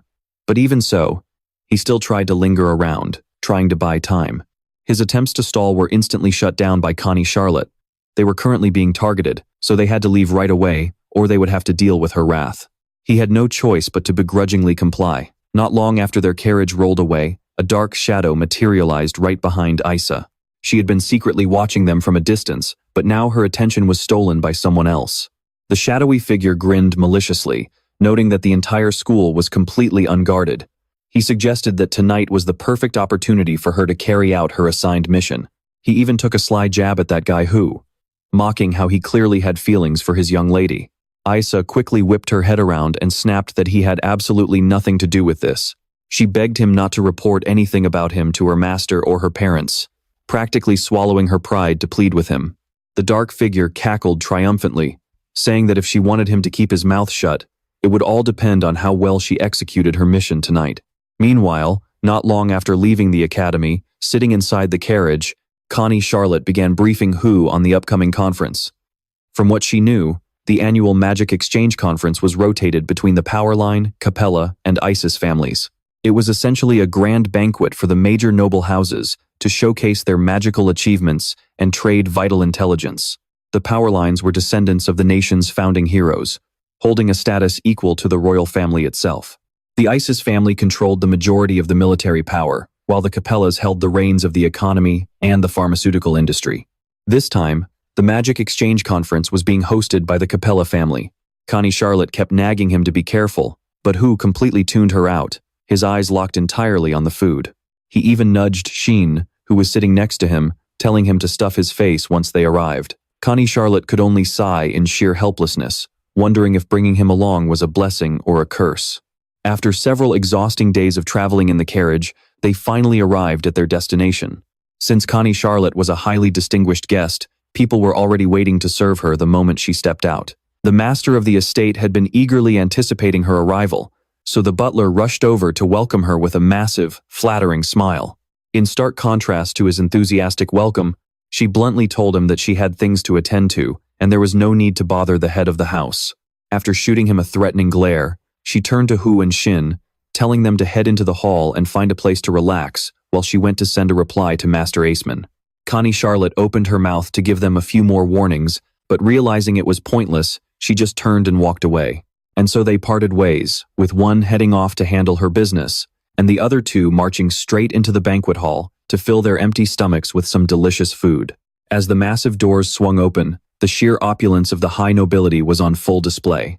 Wealthy young lords and ladies, draped in expensive jewelry and lavish attire, filled the room, but the moment they saw Hu staring at the buffet with sparkling eyes, they immediately threw him looks of utter disgust. Hu couldn't care less about their attitude. Armed with a fork in one hand and piling food onto his plate with the other, he happily tore through the banquet hall alongside Shin. Not far away, the master of the estate, Wanda Capella, shoved a maid to the ground, viciously berating her for failing to bring the beautiful lady to him as ordered. The butler, standing nearby, eagerly chimed in to agree. Having witnessed this blatant bullying while eating close by, Hu couldn't hold back and turned to Shin, making a sarcastic remark that clearly criticized their terrible behavior. Wanda Capella snapped his gaze toward the source of the voice. Seeing two incredibly cheap-looking guys, his immediate urge was to throw them out, but he managed to keep his cool and demanded to know who they were and whether they even had an invitation. The second they answered no, the entire room erupted into whispers. The surrounding nobles immediately assumed the duo were just low-class peasants who sneaked in for free food, whispering criticisms about the sloppy security of the Capella guards. Infuriated by the embarrassment, Wanda Capella lost his temper and flatly demanded his men throw them out of the venue. Losing his patience, Shin was ready to beat the guy to a pulp, but Hu held him back. He stepped forward and clarified that he was Connie Charlotte's disciple, explaining that he didn't have an invitation because he had arrived with her. Yet, the host refused to believe a word, stubbornly declaring that his gorgeous Connie would never take such a pathetic peasant as her disciple. His shameless remarks made everyone around them cringe. Everyone knew he was madly in love with Connie Charlotte, but had been repeatedly rejected, so the sudden appearance of her disciple meant drama was definitely about to unfold. But right as things were reaching a boiling point, the female lead finally made her entrance. Connie Charlotte walked right up to Hu, confirming that he was indeed her disciple, which made our host instantly pull a complete 180. Wanda Capella quickly laughed it off to save face, and offered to show her around their magical exhibits as an apology, only to be brutally shut down by Connie Charlotte once again. She linked her arm with Hu's and coldly told him it wasn't necessary, saying that she and her fiancé would much rather look around on their own. They say even thunder avoids you at mealtime, but Hu got caught in the crossfire just by standing there. The entire hall froze for a moment at those words. Even he broke out in a cold sweat. That was when Charlotte leaned over and whispered that the Capella family had always used their power to force her into marriage. This was the perfect excuse to reject them once and for all. Hearing this, Hu could only muster a forced, awkward smile. A second later, he played along and claimed to be the fiancé of the girl standing beside him. Unable to get her love, Wanda Capella's affection instantly turned into bitter hatred. He immediately used the magic exhibition as an excuse to try and humiliate them both. Clapping his hands, the maids brought out a potion that his family had spent a whole year brewing for everyone to try. After taking a sip, one of the guests immediately showered it with praise. Though it is a bit bitter, drinking it slowly makes you feel completely revitalized and bursting with energy. It truly is a miracle drug, highly concentrated for restoring mental strength, a masterpiece that Wanda Capella is incredibly proud of. Basking in the praise, he immediately smugly turned his attention towards Charlotte and her student. I just heard that some people came here this year without achieving anything at all, just to freeload. How utterly embarrassing. Do you agree, Charlotte? Someone, irritated by those obnoxious words, dumped their miracle drug right onto the floor as a response, then cheerfully chuckled and claimed it was just a slip of the hand. Needless to say, Wanda Capella was absolutely furious. He screamed at him for spilling his precious medicine, asking if he had any idea how many rare ingredients went into it. Please, whether it is actually precious remains to be seen. Hu did not even need to taste it to guess its ingredients. He could easily whip up 10 bottles of this common stuff in a single day. His highly prized medicine was dismissed as cheap street junk. Fuming with rage, Wanda Capella demanded he brew it right then and there to prove his words. Otherwise, he warned, he would have his gang beat him to a pulp. Charlotte panicked a bit seeing how confident Hu was, but he told her to relax, saying he knew exactly what he was doing and just needed her to help gather some ingredients. Before long, the ingredients were ready. Seeing a table piled with nothing but vegetables, Wanda Capella threw his head back and laughed mockingly. Ignoring the scoff, he rolled up his sleeves and started playing the role of a chef. He tossed in some herbs to make things interesting, fired up the pot, and added some fine powder. He kept stir-frying and tossing the pan. No one knew what the final result would be, but the enticing aroma alone was enough to mesmerize quite a few people. At first, they thought he was making hot pot, but who would have guessed he was actually brewing medicine? Once the mixture was strained, a precious potion was obtained, and its color was just as vibrant as Wanda Capella's miracle drug. Right at that moment, a middle-aged man stepped forward and asked to taste it. Charlotte looked up and immediately recognized him as Mason, the head of the Empire's magical alchemy department. A professional always sees things differently. Hugh happily agreed and handed it over for him to try. The moment Mason took a sip, his expression completely changed. Oh my God, to think that in his old age, he would finally meet someone who could brew the legendary mana elixir. Wanda Capella was utterly shocked upon hearing this. This was absolutely absurd, as everyone knew that the recipe for the mana elixir had been lost for 300 years. How on earth could he have brewed it? Mason knew that while the elixir still existed, no one had been able to crack the secret of its brewing process for centuries.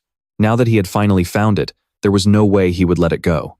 Mason approached Hugh, bowed slightly, and offered to trade half of his entire fortune for the recipe. His offer to trade over half of his estate made quite a few people start reconsidering, and the crowd began to stir. Even Wanda Capella jumped in, offering half of his family's fortune to buy the recipe. He was sure he would win this bid, since the Capella family was obviously far wealthier than any single nobleman. There was no way Hugh could turn this down. Or so they thought, because Hugh actually shook his head in refusal, declaring he would not sell it to anyone. Desperate to win, Wanda Capella decided to go all out, offering not just half his fortune but also a percentage of the commission from future sales.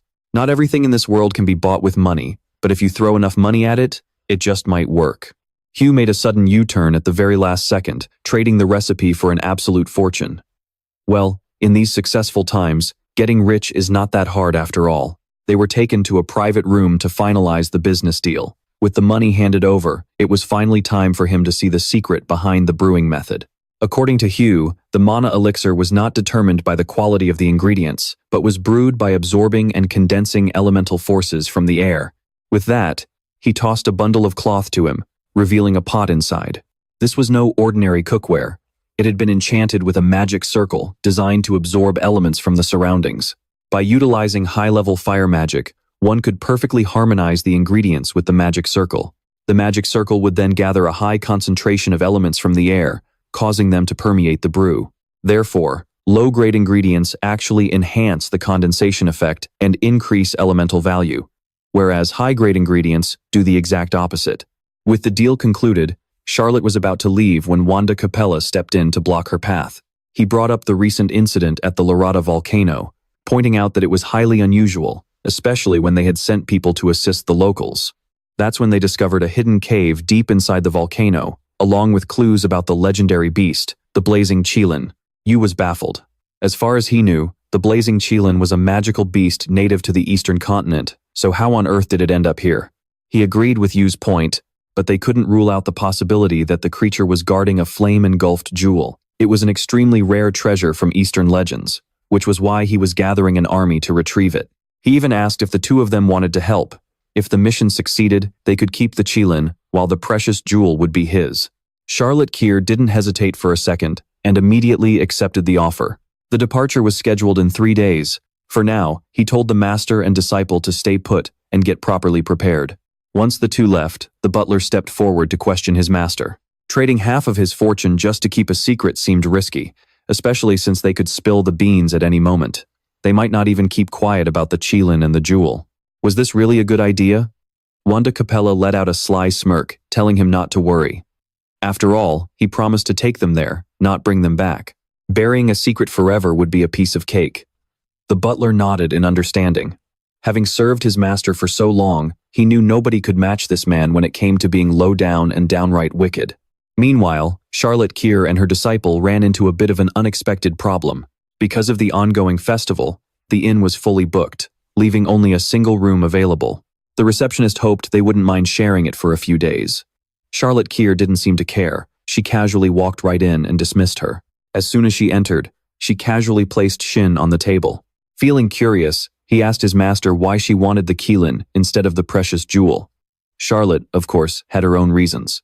To her, The Qilin's blood could turn ordinary fire into divine flames, capable of incinerating anything, and drinking it was the only way to awaken her innate magic. She then admitted that the main reason she took him in as her apprentice was solely to have him help her pull this off smoothly. Yu, who had known all along he was being used, immediately turned on her and called her incredibly selfish. But that was fine, because he was even more selfish. If it were up to him, he'd take both the Qilin and the jewel to complete the set. But thinking about it, they only had 3 days to prepare, and right now, he couldn't even gather a single speck of magical energy. How was he supposed to fight? To avoid any mishaps, Charlotte Kier realized she had no choice but to directly transfer mana to him through their contract. To do this, she sat on the bed and told him to quickly activate the crest on his forehead. Yu blankly complied, but before he could even figure out what to do, his head was suddenly pushed down.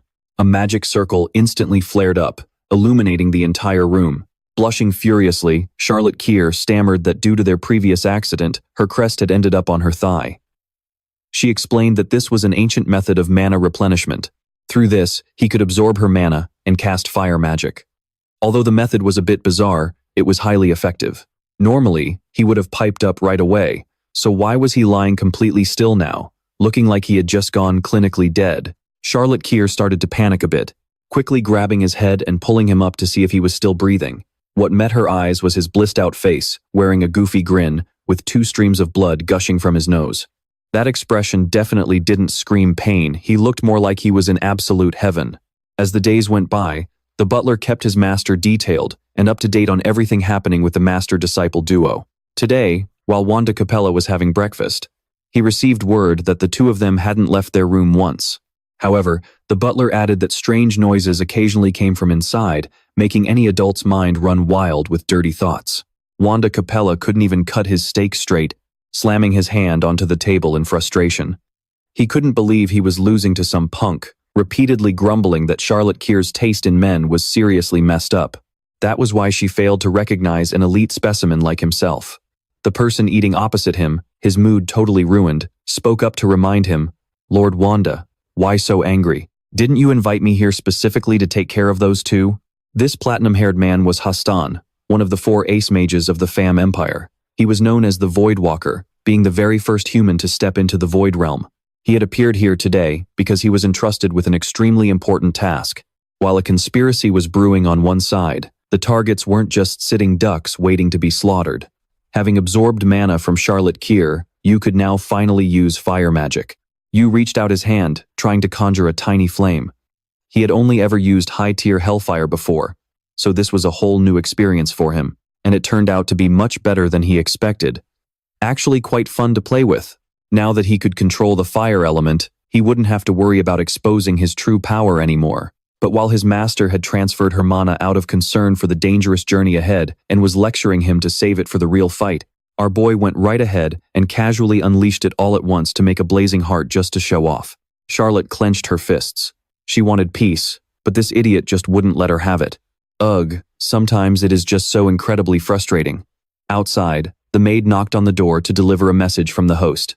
The carriage was finally ready, and the journey to the Larada volcano was set to begin in just a few minutes. Connie, Charlotte, and Yu stepped outside, their faces completely scorched from a recent beating. Suddenly, she felt a chill down her spine, sensing that someone was stealthily watching her from behind. A dark shadow darted past, and at a glance, it looked an awful lot like the Void Walker, Hastan. She suspected him, but quickly brushed it off since she didn't have any proof. With a frustrated click of her tongue, she simply followed the maid to meet up with the others from the Royal Academy. After Caney Charlotte and Principal Aesmond departed, a mysterious figure snuck into the Holy Rune Tower that very night to steal something. Footsteps thundered through the corridors as a frantic chase ensued, but the thief was eventually cornered into a dead end. Vice Principal Cree demanded she hand over the stolen goods. When she refused, he activated a binding barrier, unleashing chains to capture her. But she was too quick. Dodging the chains just in time, she shattered a glass window and made a daring escape. The midnight intruder was none other than Isa. She had been ordered to retrieve a specific artifact, and now that it was in her possession, her only remaining task was to smuggle it out of the academy. A few days later, at the foot of the Larada volcano, the caravan was rolling along when it suddenly screeched to a halt. Yu scrambled out of the carriage as fast as his legs could carry him, dry heaving and barfing his guts out. Having to witness this pathetic display multiple times a day, Wanda Capella was absolutely fed up. He groaned to Connie Charlotte. If he gets this motion sick, why didn't you tell me sooner? What was supposed to be a one-day trip has turned into a multi-day nightmare because of him. Connie Charlotte rubbed her neck in embarrassment. They had traveled by carriage when they first came here, so how could she have possibly predicted he would end up like this? But before they could even worry about how much longer the trip would take, a blood-curdling scream echoed from up ahead. One of the scouts came running back in sheer panic, with a whole pack of mid-tier gale lizards hot on his heels. Every single one of them was snarling, bearing venomous fangs menacingly. They were supposed to be hunting a Kirin, yet somehow, the scout managed to lure an entire swarm of gale lizards right back to them. Wanda Capella rolled his eyes and bellowed in frustration. These beasts aren't highly dangerous on their own, but with numbers like this, fighting them off is going to drain our energy and waste precious time. He ordered everyone back into the carriages. The Kirin hunt would have to wait. Their priority now was to outrun this swarm of monsters. But as they scrambled to flee, they witnessed an utterly baffling sight. Yu was casually playing with the Lizard King. According to Connie Charlotte, his affinity with magical and summoned beasts was just a little higher than that of an average person. Oh, come on, sister. That is not just a little higher, the guy is a straight-up anomaly. Stammering in disbelief, Wanda Capella asked him to get the lizards to clear the path. Yu was about to do just that, but then, a brilliant idea sparked in his mind. Since he absolutely detested carriages, why not use the lizards as mounts? It was fast, and more importantly, his head wouldn't spin. Riding out in the open air was way more fun anyway. Before long, the Kirin hunting party finally arrived at their destination. Right before them lay the entrance to the cave. Even though everything seemed quiet, the lizards began growling nervously, clearly on edge. Yu dismissed them, and, together with the rest of the group, lit their lanterns to venture deep into the dark cavern. Inside the Kirin's cave, it was stiflingly hot and pitch black. They moved in a single-file line, treading with extreme caution. Wanda Capella trailed closely behind Yu and Connie Charlotte. Though he remained dead silent, a sinister, malicious smirk crept onto his face. Yu's bizarre ability to tame wild beasts was an unexpected twist, but no matter. He had complete faith in Hastan's deadly power. This excursion would end in a nasty surprise for the duo, a one-way ticket straight to the afterlife. After what felt like an eternity of walking, the group finally spotted the exit. They had reached the very heart of the Larada volcano, a treacherous chamber overflowing with boiling hot lava. Yet, to their surprise, the precious gem lay right before them, completely unguarded by the legendary Kirin. Overjoyed, Wanda Capella rushed forward to grab it, but Connie Charlotte sensed danger and screamed for him to stop. At that exact second, bubbles erupted from the glowing red depths. A massive, towering shadow loomed over them, sending a terrified Wanda Capella sprawling onto the ground. The blazing Kirin, a 3-meter-tall beast from the eastern continent, had officially stepped onto the battlefield with devastating, real-deal fire attacks. Everyone immediately braced themselves, ready for a brutal fight. Connie Charlotte yelled at Yu to stay back and wait for an opening, knowing this legendary beast was an exceptionally rare and deadly threat. While its power wasn't entirely world-ending, it was still a formidable opponent that wouldn't be easily subdued. Yu nodded obediently, stepping aside to watch the chaos unfold. After all, he was trying to keep a low profile as a normal guy, so what choice did he have? His master was absolutely right. Against a beast as powerful as a Kirin, the basic magic he had just learned wouldn't do a thing if he tried to play the hero. Stepping out there to help them slay that beast would mean blowing his cover. It seems being a good guy is never as easy as it looks. The mages hired by Wanda Capella finally joined the fray. To counter fire attribute magic in a cavern overflowing with lava, ice was their only hope of keeping the beast under control. All of them raised their staffs in unison, unleashing a massive magic circle to cast their glacial freeze spell. Instantly, jagged pillars of ice erupted from all sides, forming a trapping matrix that locked the Qilin in the center before sealing it inside a colossal frozen coffin. The Qilin struggled violently, letting out a deafening roar as wild, raging flames erupted from its body. The mages poured in every ounce of their strength.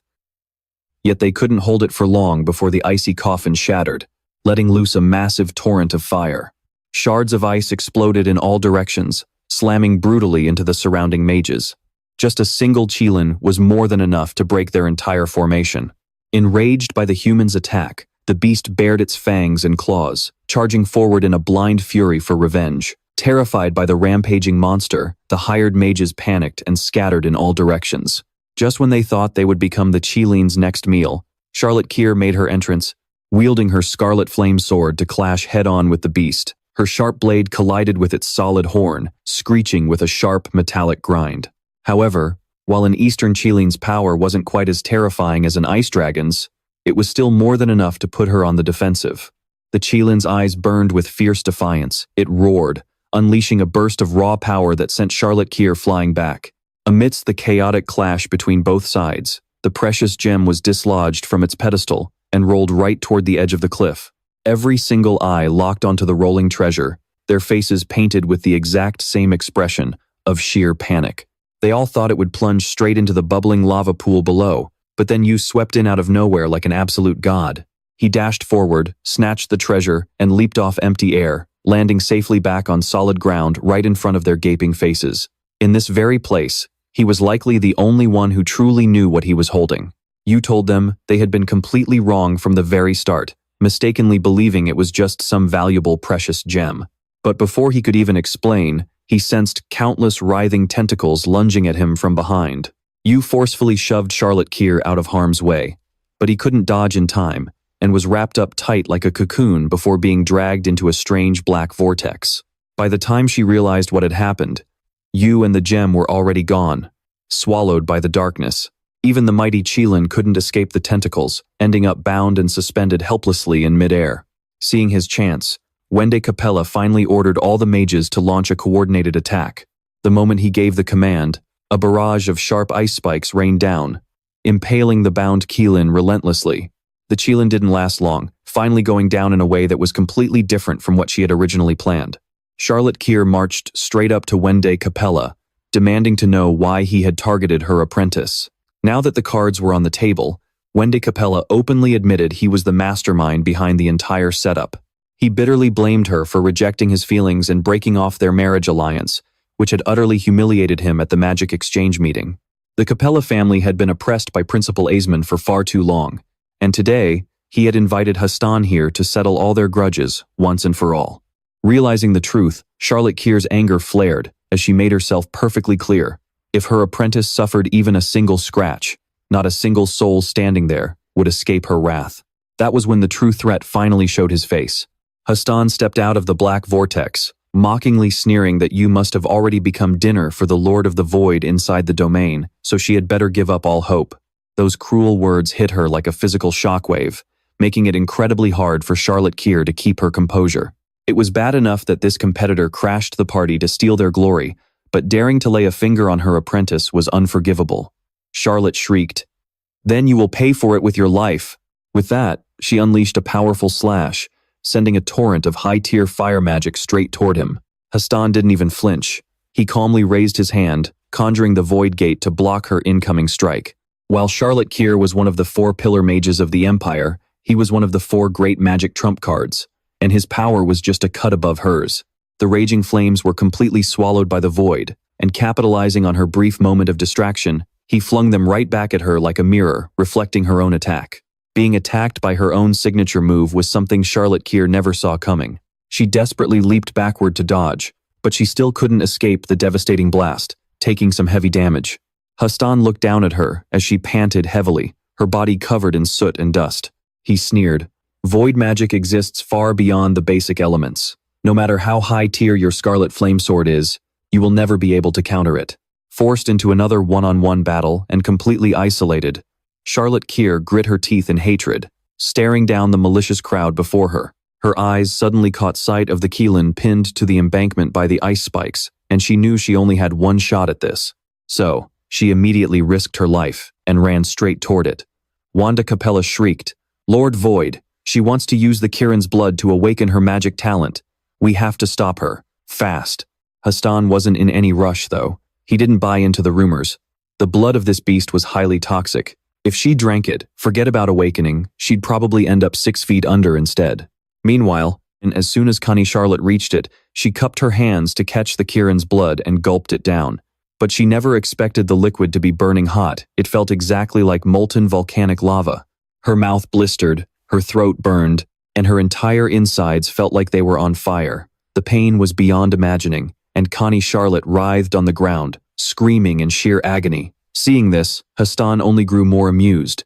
He mocked her for being stupid enough to fall for Aisman's tricks. The blazing Kirin spent its whole life soaking in boiling lava.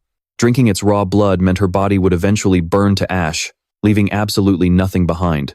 He wouldn't even bother to finish her off, since she wouldn't last much longer anyway. If he killed her right now, it might accidentally trigger a backlash from the celestial fire inside her. So, it was better to just leave her to her fate. But as they say, heaven always leaves a way out. Once a human pushes past their absolute limit, they enter a state of dizzying haze. After Connie Charlotte survived a literal trial by fire, she finally awakened her magic talent, the master of 10,000 faces. She slowly stood up, her entire body enveloped in brilliant golden flames. "You dare lay a finger on my disciple? I'll tear you to pieces." With her intentions loud and clear, Connie Charlotte waved her hand, and countless pillars of fire instantly surged forward. This devastating power sent Hastan Razun into a panic, and he scrambled to open a void vortex. But to his shock, not only was he terrified, but even the Void Lord was too scared to answer his call. All he could do was stare wide-eyed as the fire pillars condensed into a golden dragon, crashing down like a bolt of lightning, devouring everyone on the battlefield. The ground shook violently as rocks and mages were blasted into the air, leaving them scattered and broken all over the place. Once the smoke and flames finally cleared, Hastan was left lying on the ground, his entire body charred black. Although he was still conscious, he clearly couldn't move a single muscle. Connie Charlotte slowly descended to the ground, staring down at her own hands. Her magic talent had awakened, so why didn't she feel a single shred of joy? Out of nowhere, the sound of slow clapping echoed from behind her. Connie Charlotte turned around and recognized the newcomer as Principal Aisman, but she couldn't understand why her master was here, let alone why he looked so incredibly strange. Lying on the ground, Hastan looked at the naive girl and couldn't help but burst into laughter. A moment later, he wheezed out an explanation, mocking her for not realizing that this old geezer had been targeting her awakening day from the very beginning. After all, his body had already been taken over by the Demon King. Connie Charlotte couldn't believe her ears. According to the legends she knew, 400 years ago, a monster emerged who could steal other people's magical talents. That monster reigned undefeated for 200 years, but after clashing with the seventh apostle, Celia, he completely vanished without a trace. To this day, even if she had racked her brain, she would have never guessed that her kind, gentle teacher, Aisman, was actually that very demon. Now that his cover was blown, Aisman didn't waste any time. In the blink of an eye, he teleported right in front of Connie Charlotte and lifted her off the ground by her neck with one hand. Years ago, he had only played the part of a caring guardian because he knew she would eventually awaken the fire of 10,000 faces. But now, he could finally drop the act. He didn't hesitate to spit cold, cruel words to break her spirit. With a glare, Aisman began violently absorbing the celestial fire from Connie Charlotte, transferring it directly into his own body. Within moments, the golden flames enveloping her body completely faded away as the fire of 10,000 faces was entirely drained. Since she was now useless to him, he casually threw her to the ground without a second thought. Lying nearby, Hastan was already playing a funeral march in his head. He knew damn well that this monster would target him next. Yet, no matter how many times he tried to summon the Void Lord, that bastard of a demon refused to show up and save him. What a total disaster. Getting ghosted right in the middle of a fight meant the entire squad was going straight to the grave. As he was cursing in his head, a void rift suddenly tore open, but whoever was inside didn't just step out normally, they literally ripped the portal apart to emerge. Even the long-lost Void Lord was tossed out like trash, dead before he could even blink. Holding a glowing emerald sword, the man scanned the area before his eyes locked onto the heavily injured girl lying motionless on the ground. He asked, "Who did this?" Aisman panicked slightly, never expecting the newcomer to have wiped out the strongest entity of the Void Realm. Yet, he still smugly admitted that he was the one who knocked her out, casually kicking her limp body toward the man. He muttered that it was only after his battle 300 years ago with the Apostle Celia that he realized one crucial thing about magical talent. Ordinary magic, no matter how much you have, can never defeat an apostle. To gain more power, he began searching for high-level talents, silently enduring everyone's mockery for years. Now, he finally had heaven's fire and hellfire in his grasp. He believed that soon, he would stand tall against the apostle and rule over everyone. Yu snorted, looking at the old man's delusional attitude. Keep bragging, old man. Try to hang on for a few more chapters. If you're gonna play the villain, you might as well go all out.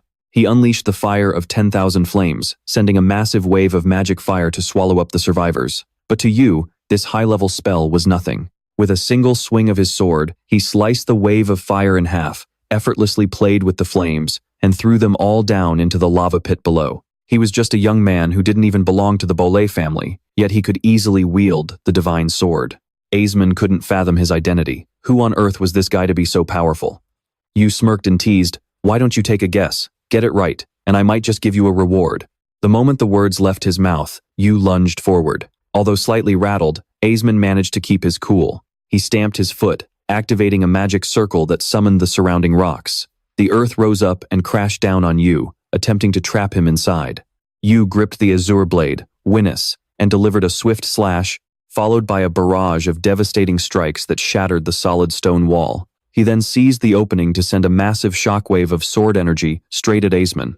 Wind magic formed a roaring tornado around the attack as it flew forward.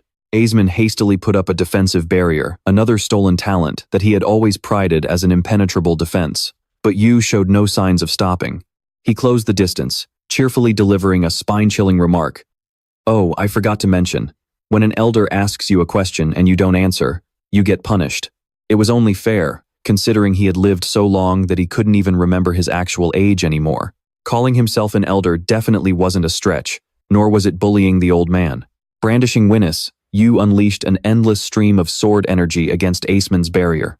The sheer power was absolutely mind-blowing. Following a deafening explosion, rocks and debris from the volcano's crater rained down in a violent landslide. Knowing that when giants clash, the little guys are the ones who get crushed, Hastan knew that if he kept lying there, he'd end up buried alive.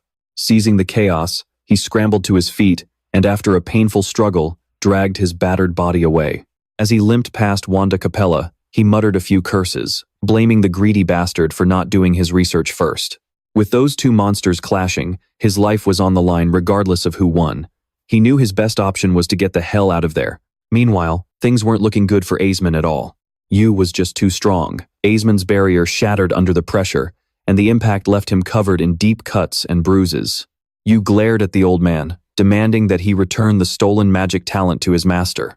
Asmund cackled maniacally. "Once a talent is stolen, there's no way to give it back, even if I wanted to. Besides, we're not done yet.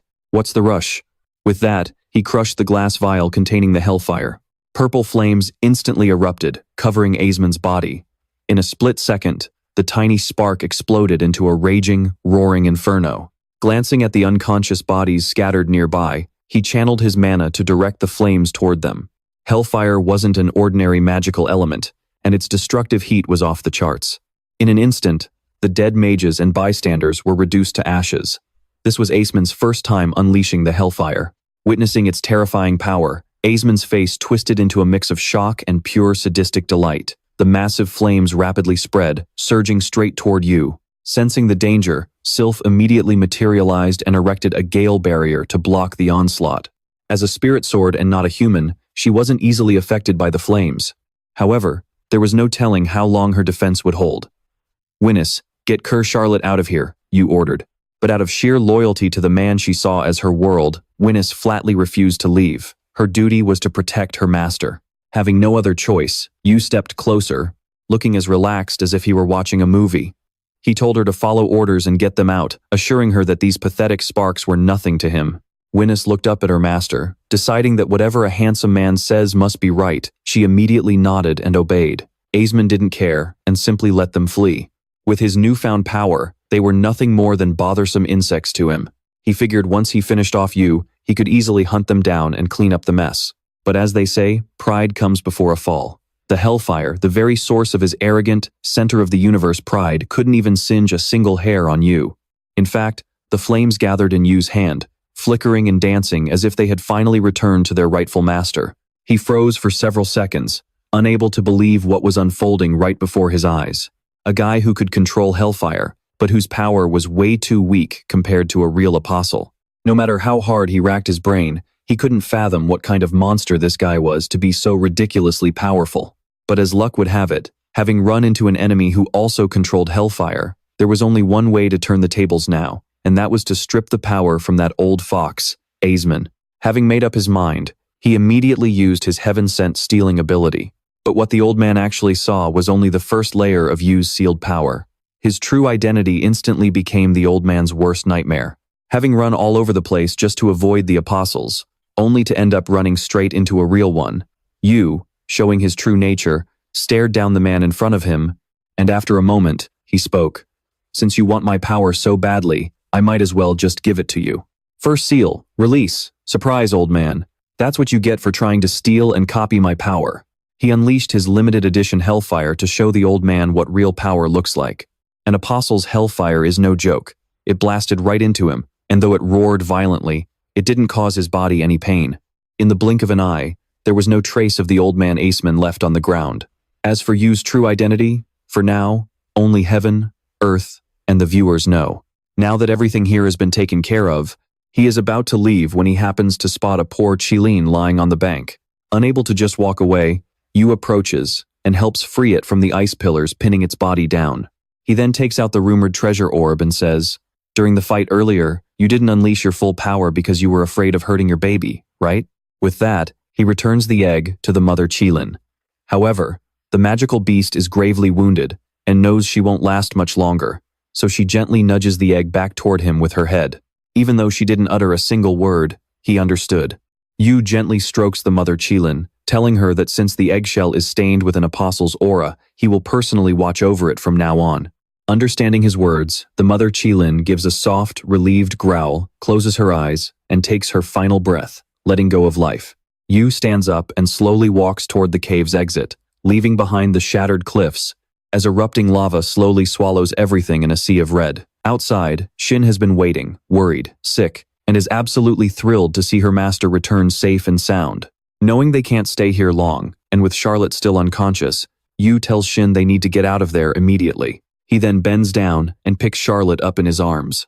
Along the way, Shin suddenly mentions that she can't sense any magic power from Charlotte anymore, and even her life force is dangerously low and fading. Sensing the urgency, Yu quickly takes them to the nearest rest stop to tend to her wounds. Once they arrive, everything seems fine, but the real trouble lies within. Though he managed to heal her physical wounds with his magic, he can't do anything about her internal state. Her mana is completely gone, and her life force is steadily draining away.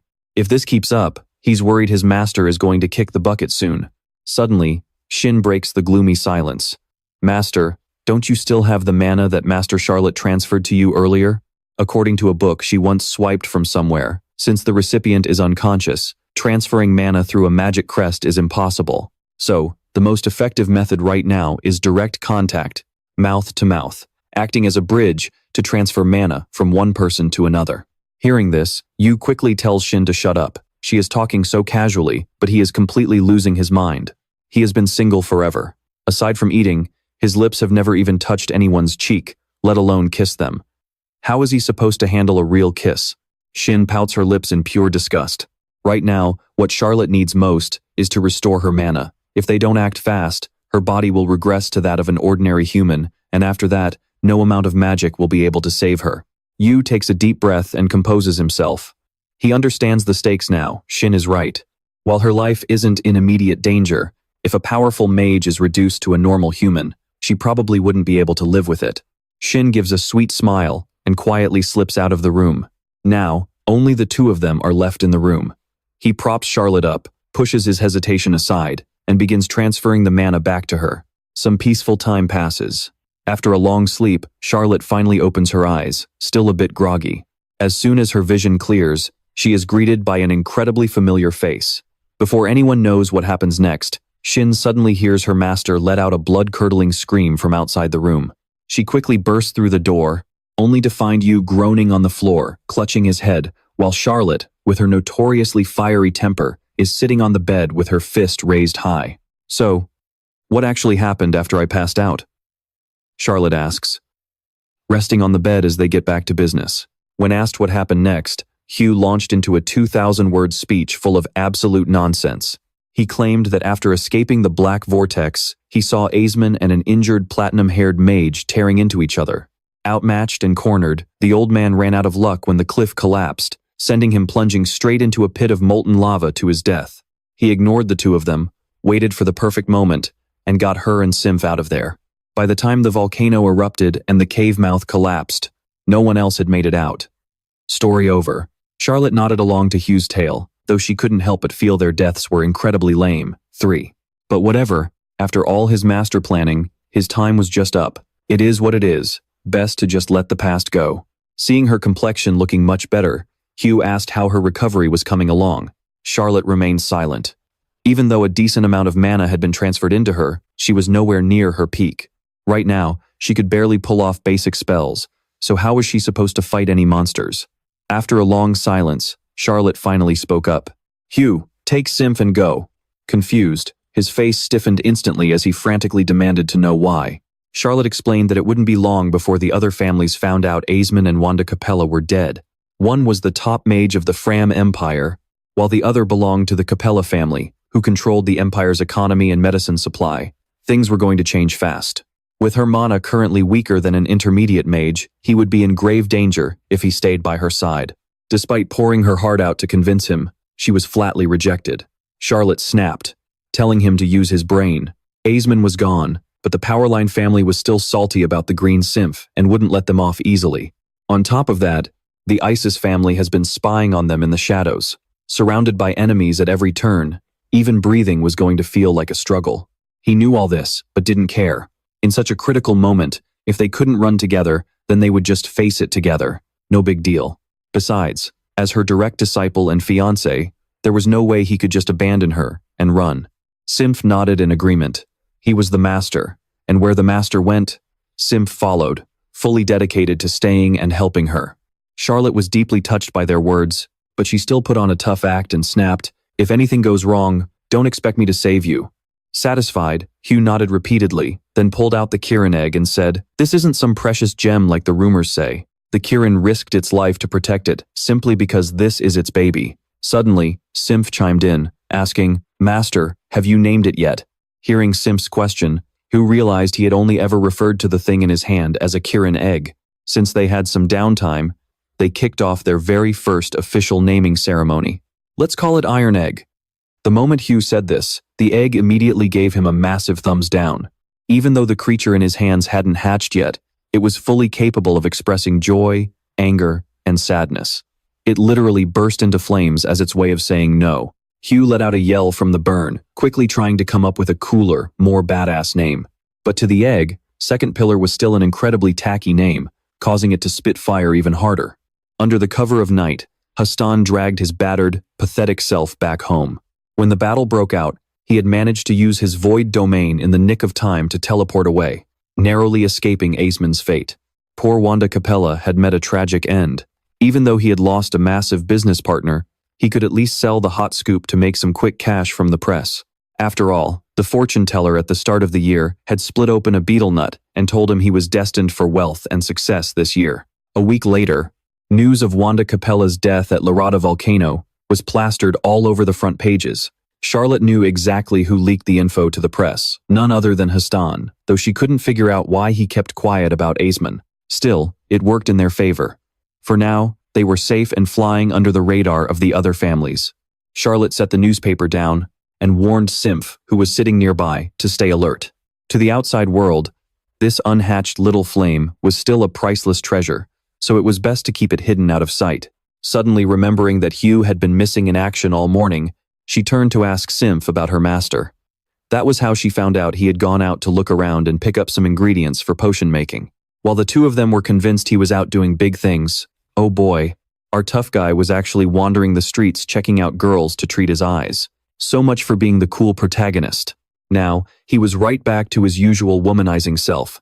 Standing in the middle of the crowded street, surrounded by all these exotic beauties, there were gorgeous babes and stunning ladies everywhere he looked. His spirit soared, feeling like he was wandering through a spring garden. Balancing work with this much pleasure is what living the good life is all about. Just as he was enjoying himself, his eyes locked onto a young man walking out of a nearby apothecary. Oh shoot, he almost forgot. Realizing he had actual business to take care of, he quickly turned around and rushed straight into the shop.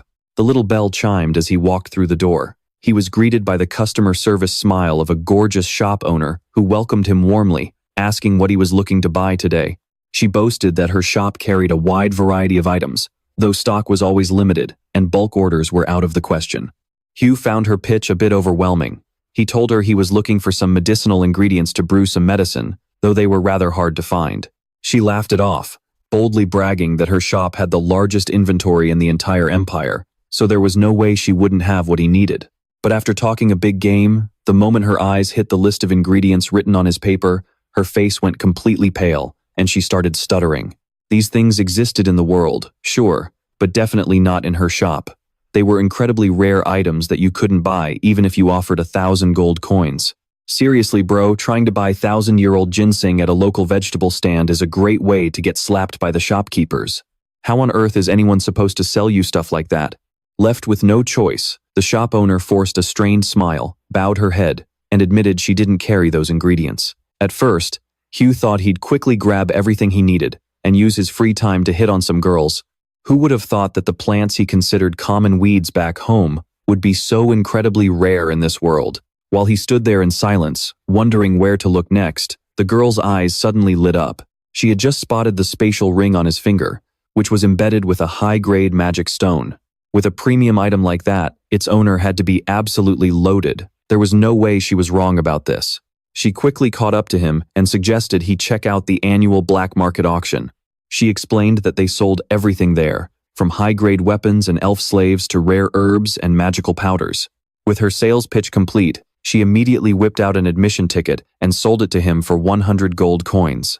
His money vanished in an instant, but in return, he learned that the auction would be held tonight at 7 o'clock in the basement of the Dragon Knight Tavern. Hugh had no idea he'd just been totally ripped off.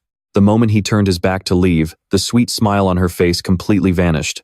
Letting down her wavy brown hair, her role as the shop owner was officially over. That's when the actual owner of the shop nervously stepped out from the back. He hesitated, asking in a quiet, trembling voice, "Lady Linda, what brings you here? I swear, I already paid this month's protection money in full." She gave a sweet smile and smirked with the smug look of a winner. After a brief pause, she replied, "Come on, boss. What else would I be doing here?" I was reeling in a big fish, obviously, and the big fish she was talking about had already taken the bait. Who knows, she might even hook an entire school of them in the future. As evening began to fall, Hugh was still wandering the streets, searching for the Dragon Knight Tavern that she had mentioned. Suddenly, a sharp pain shot through his shoulder. He had just bumped into a rather sketchy-looking person wearing a black cloak. It was a complete accident, really. Yet for some reason, even though he immediately apologized, the guards accompanying the cloaked figure aggressively lunged forward, looking for a fight. Luckily, their master turned out to be a reasonable person. She gestured for her subordinates to stand down, warned him to watch his step next time, and walked away with her entourage. Hugh just stood there, watching them go until they vanished from sight. Brushing the incident off, he put it completely out of his mind and went back to searching for the Dragon Knight Tavern. He finally reached his destination. Amidst the bustling crowd coming and going, Hugh sat in a corner, sipping on some fruit juice to kill time. The blend was actually pretty delicious, and after taking a big, satisfying gulp, he decided he definitely had to order another glass before the auction kicked off. Just then, he overheard two people whispering nearby, discussing a rare item that was going up for auction tonight. According to one of them, it was a divine artifact from the Cult of Bliss, and a ton of people were eagerly waiting for it. Some major heavy hitters had already arrived early to wait, including the Destroyer King Hugh on one side, Thunder Snake on the other, and plenty of other big names.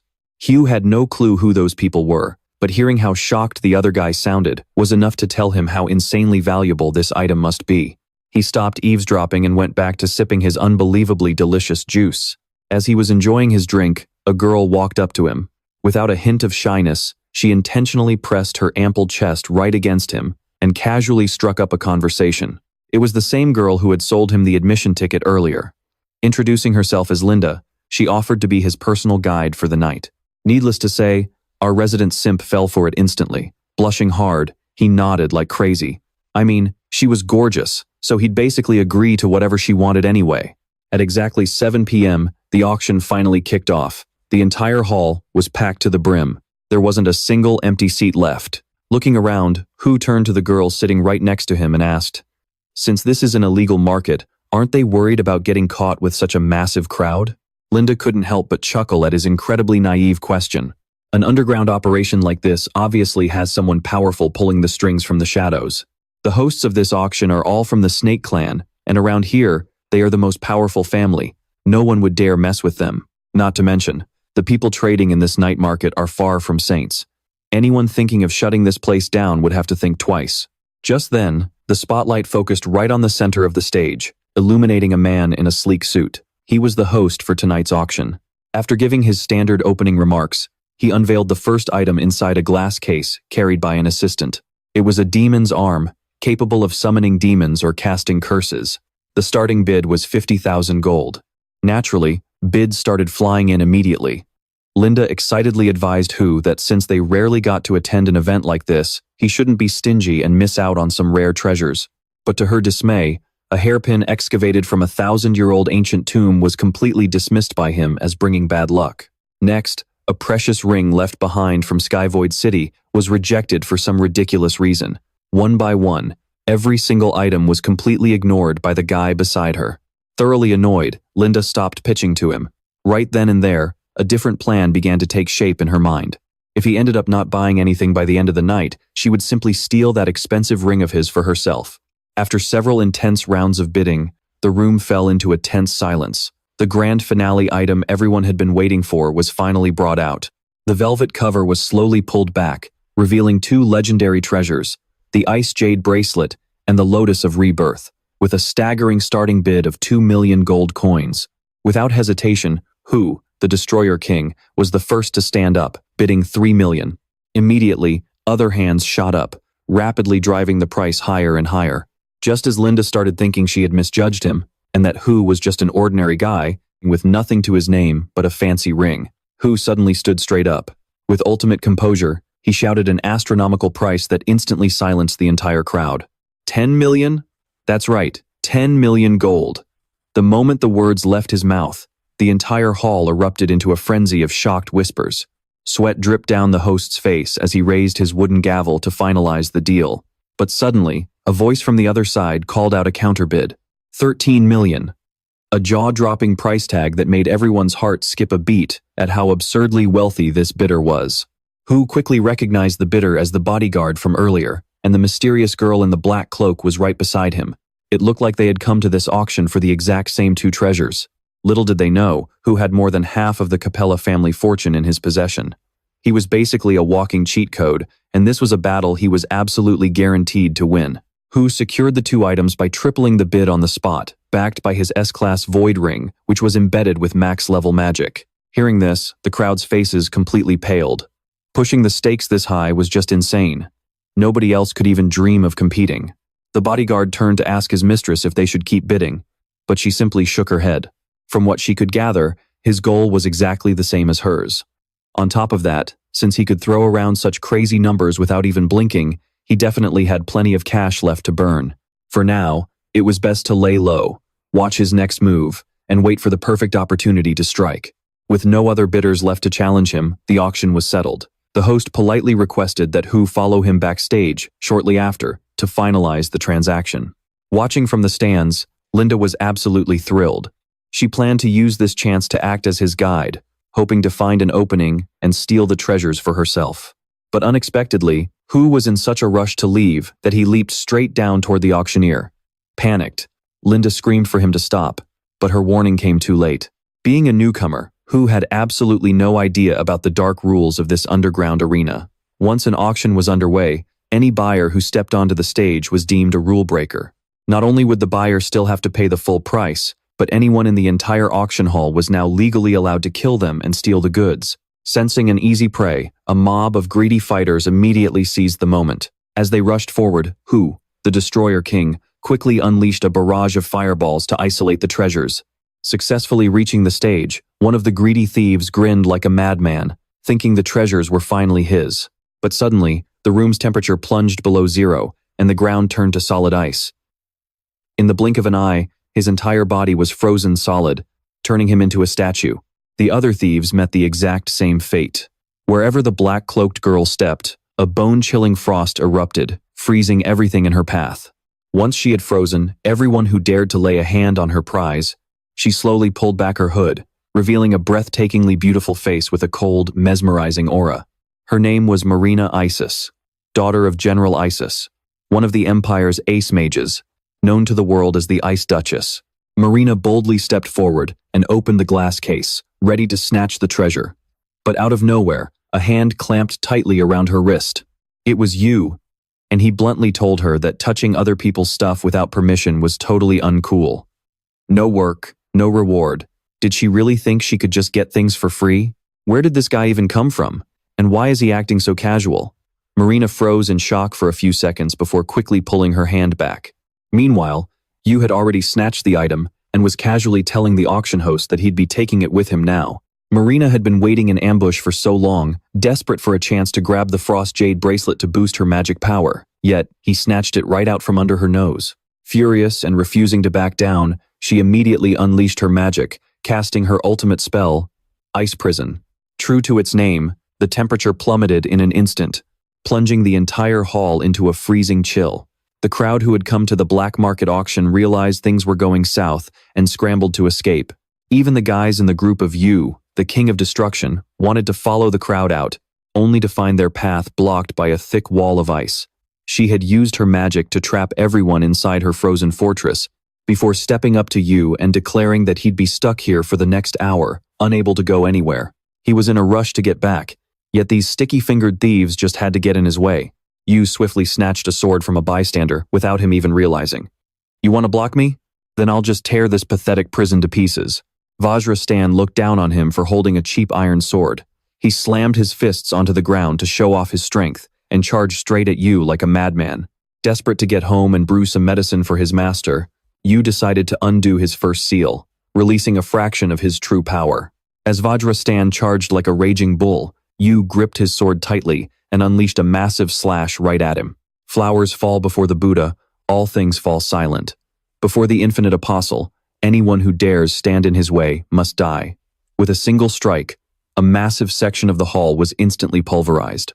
Hit head-on by the attack, Vajrastan could barely utter a single line before being blasted away, completely written out of the script.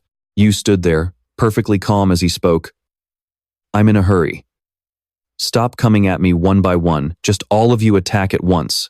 His words carried such immense weight that the crowd's desire to steal his treasure instantly dropped by half. But unlike those cowards, Marina summoned a magic circle, conjuring countless sharp ice pillars to rain down on him, only for them to freeze dead in midair. Her goal wasn't to kill, but to get the loot. She declared, "I only need the jade bracelet. You can keep the life-judging lotus." Yu clicked his tongue. "Too bad. I need both the jade bracelet and the life-judging lotus." As her ice prison crackled, Marina's patience completely wore thin. She gave him one final chance to hand them over, but he flatly refused.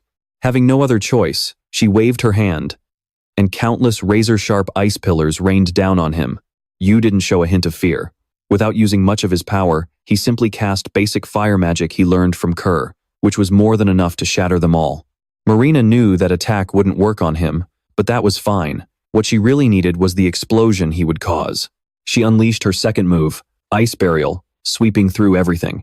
High above, at her command, the ice shattered and came crashing down. Yu couldn't escape in time, or more accurately, he was just too lazy to dodge, as a colossal block of ice fell directly on top of him.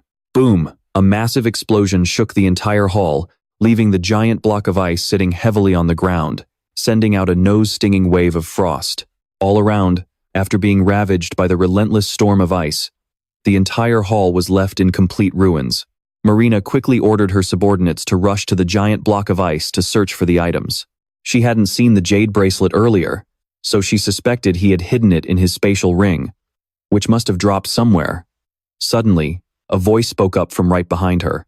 Whirling around, she realized the figure standing behind the misty frost was actually him. Marina's face froze in absolute disbelief because she never expected him to dodge it, let alone not have a single speck of frost on his clothes. Knowing what she was wondering, Yu smugly pointed out, "Your spell chant was so loud, even a pig could hear it. Not to mention, that block of ice was huge and radiated so much cold air, it would have been harder not to notice it." She had played dirty and tried to ambush him, but with such sloppy execution, it was a total failure. Why even bother fighting anymore? Noticing Marina still refused to back down, Yu raised his sword and asked if she really wanted to keep going. He followed his words with a lightning-fast swing of his sword, seemingly simple, but delivering hundreds of high-speed slashes that were completely invisible to the naked eye. Marina's clothes were shredded to absolute tatters, leaving her with nothing. Just like that, her gorgeous body was exposed for everyone to see. Clutching her body tightly, she collapsed to the ground, her face frozen in absolute horror and shock. Seeing his master in such distress, her loyal guard rushed over and quickly draped a cloak over her shoulders. While Marina was still completely paralyzed by the shock, Yu casually raised his sword, asking the rest of the crowd if anyone else wanted to try and rob him. He told them to hurry it up, because otherwise, he was heading home. Hearing this, the Destroyer King and his lackeys frantically shook their heads. They had already gotten a terrifying taste of his overwhelming power, so none of them were stupid enough to cause any more trouble. Over by Marina, her guard asked if they should mobilize the army to hunt him down for revenge, only to receive the exact same look of sheer terror as everyone else who had witnessed Yu swing his sword. She knew damn well that if he wanted to, he could have taken her life in the blink of an eye. This was a battle with 0% chance of winning, so it was better to just face reality and back down. Yu walked over to the exit and sliced right through the thick layers of ice blocking the doorway. Now that the path was wide open, he turned to everyone and told them they were finally free to leave. After that, he turned to Linda and asked her to return the sword for him. Before leaving, he casually mentioned that she would look much cuter with her hair tied up. After that, they parted ways. Linda just stood there blushing like crazy, staring blankly at his back until he completely vanished from sight. At that moment, a few curious bystanders could not help but walk up and ask her about his true identity. The scheming Linda completely flipped her attitude. She cupped her bright red face in her hands, declaring that a guy who is incredibly handsome on the outside, filthy rich on the inside, and absolutely dominant is, without a doubt, her future husband. There is absolutely no way she is letting him go. In this lifetime, the next, and even the one after that, she refuses to marry anyone else. This is set in stone, and there is no way in hell he is escaping her grasp. Meanwhile, Yu was walking down the street, sneezing nonstop. He had no idea his casual flirting had just earned him a self-proclaimed wife. Just as his home was coming into view, he suddenly heard the sounds of a brutal fight nearby. A group of big, muscular men, unable to hold back, Yu immediately lunges forward and snatches the whip straight out of the bully's hand. Instantly, the other thugs brandish their clubs and step up, demanding to know who he thinks he is to act so tough, warning him not to stick his nose where it doesn't belong unless he wants to get beaten to a pulp. Oh, I'm so terrified. Better pull one of these guys out and beat him to a pulp. Yu yanks the whip hard, and the unlucky guy instantly flies through the air like a dry leaf swept away by the wind. The guy slams hard against the nearby wall, instantly losing consciousness. Yu then casually asks, "What did you guys say again?" The wind is so strong here that he couldn't hear clearly. Honestly, with Yu being as ridiculously strong as an ox, fighting him is completely pointless. You already beat up my buddy, so don't you dare touch me. The smart lackeys don't even bother answering him. After whispering to each other for about 4 or 5 seconds, they decide not to stick around and scramble away in fear. Now, only 2 people are left in the empty alley. Yu kneels down in front of the victim to check on him, but the moment their eyes meet, they are shocked to realize they are old acquaintances meeting again in such an awkward situation. With the night growing late and Yu still not back, Charlotte is overcome with worry. Unable to take it anymore, she gets up to go search for him. Just as she opens the door, Yu happens to arrive, but to her surprise, there is someone else with him, Aegir. Charlotte quickly ushers them inside. After satisfying her hunger, Aegir finally explains the reason for her visit today. According to her, Elsa suddenly announced that she wanted to leave school and go home. But ever since she left, there has been no way to contact her. Aegir came here today out of worry for her friend, looking for the 2 of them to deliver the news. She also wants to visit Elsa's house to find out what on earth is going on. Charlotte asks her if Elsa had shown any unusual behavior before leaving the academy. Just as expected, Elsa was extremely depressed on the day she left. Since this situation is quite complicated, Charlotte and Yu have to split up the next morning. Yu will go with Aegir to Elsa's house to check on her, while Charlotte must return to handle the news regarding Aesmond. Before they part ways, Yu hands over a potion he brewed himself to Charlotte, instructing her to take it regularly once she returns to the academy. Although it won't instantly restore her mana, it will significantly boost her recovery speed. Charlotte reaches out to take the bottle.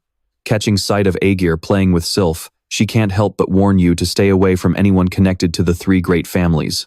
Aegir's full name is Aegir Ezes, sharing her last name with a general from one of the three great families. She was worried that trouble would find him when he wasn't even paying attention. Yu didn't care. He made it clear to his master that Aegir's background didn't matter to him. Even if she was from the Ezes family, that wouldn't change the fact that she was his friend. Charlotte nodded in understanding, neither denying it nor saying another word. The departure time had arrived. After a few brief parting words, they split up to handle their own business. The carriage rattled along the bumpy dirt road. Inside, Eugene was splayed out, sleeping in the most ridiculously awkward position. Yu sat curled up in a corner, completely losing interest just by looking at her. For a split second, he seriously wished he could take back everything he had just said. He didn't want to call this girl his friend at all. But then, thinking about how she had braved such a long, difficult journey all the way from school just to find him, he couldn't bear to be too harsh. In the end, he could only sigh and softly wish the half-asleep girl a good night's rest. After a grueling 2 days of traveling, they finally arrived at their destination. But to their absolute shock, what lay before them was the Lawrence Manor completely run down and abandoned, with knee-high weeds, shattered roof tiles, and windows covered in a thick layer of filthy dust. Eugene thought they had taken a wrong turn, but the carriage driver insisted this was indeed the Lawrence estate. According to him, the family had vanished about 15 years ago. The place had been left abandoned ever since.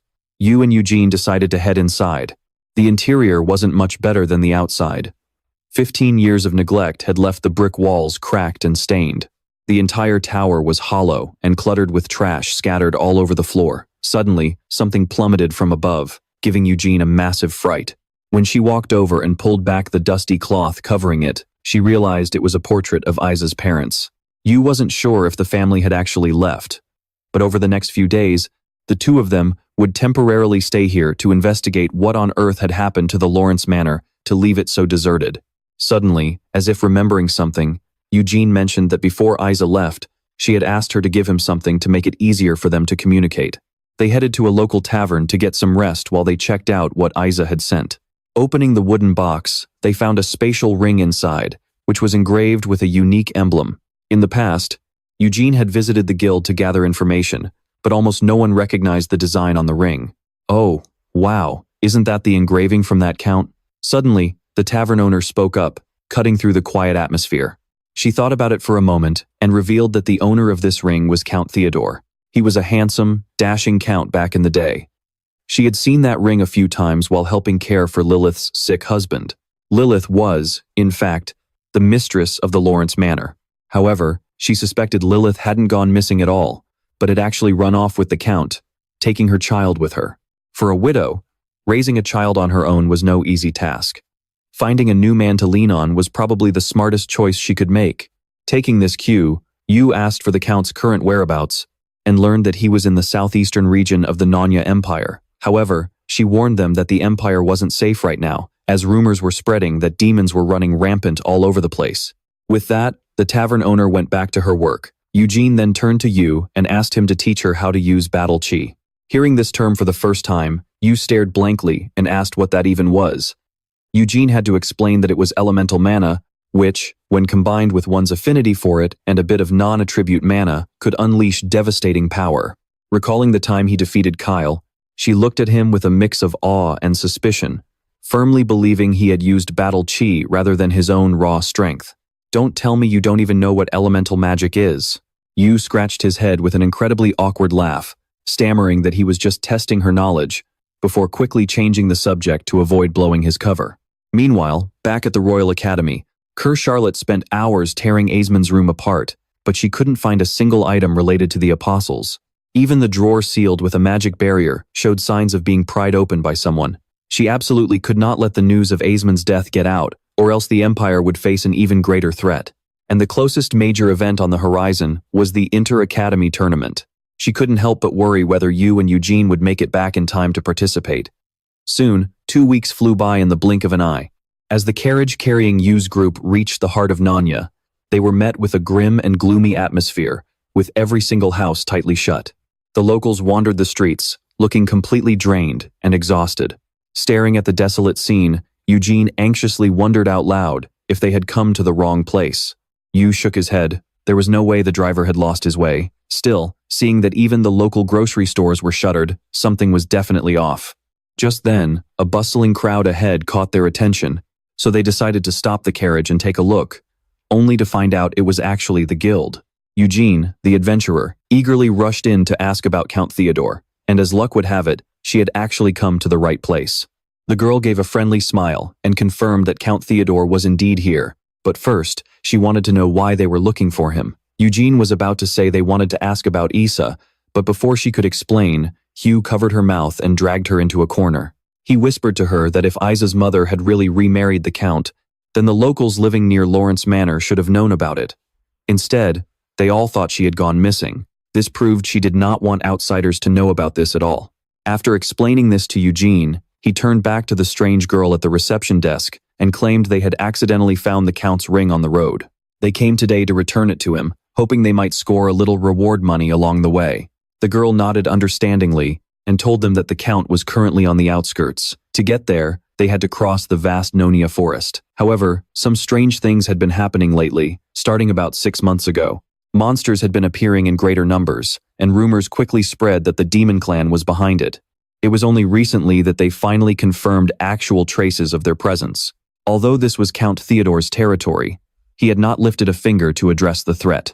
The quest to exterminate the demons was actually initiated by their adventurers guild, which also put up the bounty.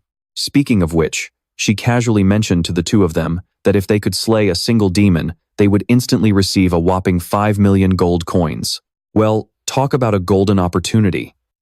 The opportunistic young man immediately thought about solving the demon problem for his future father-in-law, the Count, because if luck was on his side, he could pocket the bounty and score a chance to marry Isa at the same time.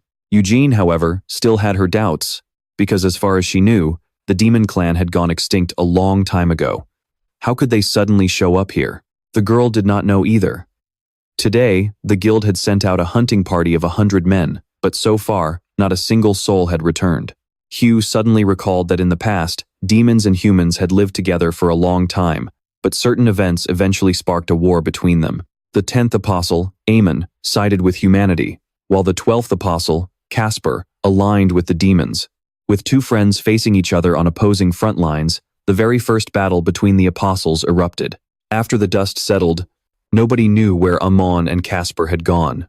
The demons never showed their faces to humanity again, which made this sudden reappearance all the more unsettling. That battle was so brutal that it left humans terrified of the apostles, or to put it bluntly, terrified of a power that completely transcended humanity. Meanwhile, deep within the Nonia forest, corpses littered the ground as the thick, metallic stench of blood hung heavy in the air. The sole survivor of the hunting party fled in a panic, his body covered in wounds, until he tripped over a tree root and crashed heavily onto the ground. At that exact moment, the beasts surrounded him, blocking every single path of escape.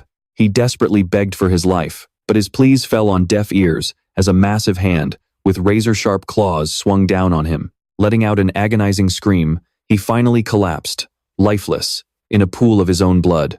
Hearing about the hunting party, Hugh asked out of curiosity, "Did you really send a 100-man expedition just because there are too many monsters?" The girl shook her head and clarified, "Yes, but in reality, there is only one demon werewolf." Hearing that they needed 100 men to hunt down a single werewolf, Hugh figured a sword strike or two should have finished him off. Why make such a big fuss about it? Hearing this, the girl was utterly shocked, thinking he was some high and mighty gold-rank adventurer to talk so confidently, only to find out he was just a lousy bronze rank talking big. The moment he showed off his rank, the entire room burst into laughter. The girl kindly explained to him, werewolves are incredibly agile by nature. Not only do they possess extreme speed, but they can also manipulate dark magic. Even a gold-rank adventurer might not make it back alive, let alone a bronze rank like him. Hearing everyone talk about how ferocious this demon werewolf was, Eugene instantly got cold feet and told Hugh she wanted to take a different route. He just laughed it off and reassured her, saying that nothing in this world is impossible if you set your mind to it. Now that they knew where the Count was, they had to move quickly to avoid missing out. As night fell, the two of them wandered into the forest, searching for monsters.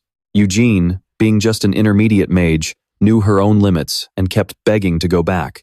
It was pitch black all around with dense trees, and she was terrified of what might happen if they kept walking deeper into this place. Wandering aimlessly like this is a recipe for disaster. Suddenly, a nearby bush made a loud rustling sound. Ajin immediately raised her axe, bracing for a fight. She thought a demon beast had appeared, but it turned out to be just a tiny rabbit with pure white fur.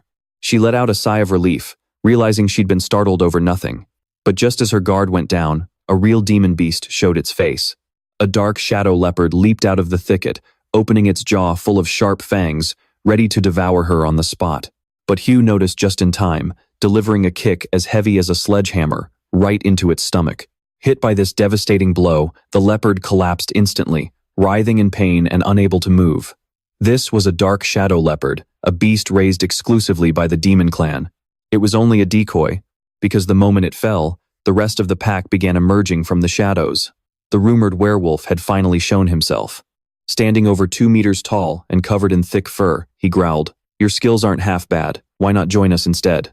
Once I rule this continent, I might just spare your life and that woman's." He was offering a way out, but unfortunately, Hugh couldn't care less. He despised their attitude, and their grand plan to conquer humanity only made him laugh.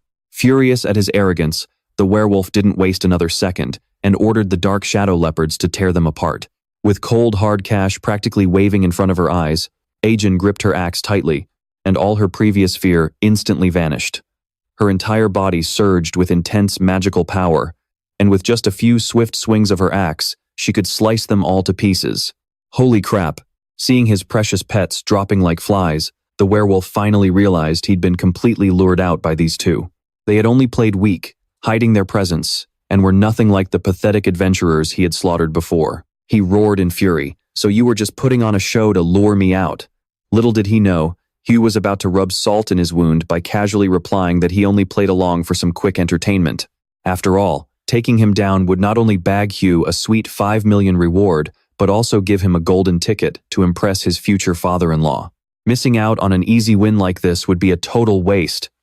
The werewolf was so angry, his chest was about to burst. It was bad enough that his enemies wanted him dead, but treating his existence like some cheap entertainment was just too much to bear. Then again, most of the demon clan were all brawn and no brains.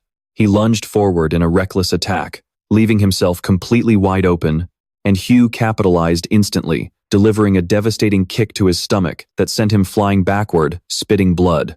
Hugh turned to Ajin and said, "Leave this guy to me. I still have a few questions for him." So he was going to interrogate the beast himself. As a proud member of the demon clan who had ruthlessly slaughtered countless humans, being turned into a complete laughingstock over and over again was a humiliation he simply couldn't stomach. Desperate, the werewolf decided to bet everything on one final strike. A dense shroud of dark energy enveloped his entire body, and his raw physical strength suddenly skyrocketed. Hugh's expression turned serious, and he demanded, "Who taught you the shadow magic of the underworld?" The werewolf refused to answer, believing that giving in so easily would destroy whatever pride he had left. Fueled by all the built-up rage from the very start, he lunged with his claws aimed straight at Hugh's throat. Unfortunately for him, today was his absolute worst nightmare. Hugh effortlessly dodged every single strike, without letting the beast graze so much as the hem of his clothes. To find out who was pulling the strings, Hugh had to get it straight from the source. But this stubborn bastard refused to talk, choosing to do things the hard way.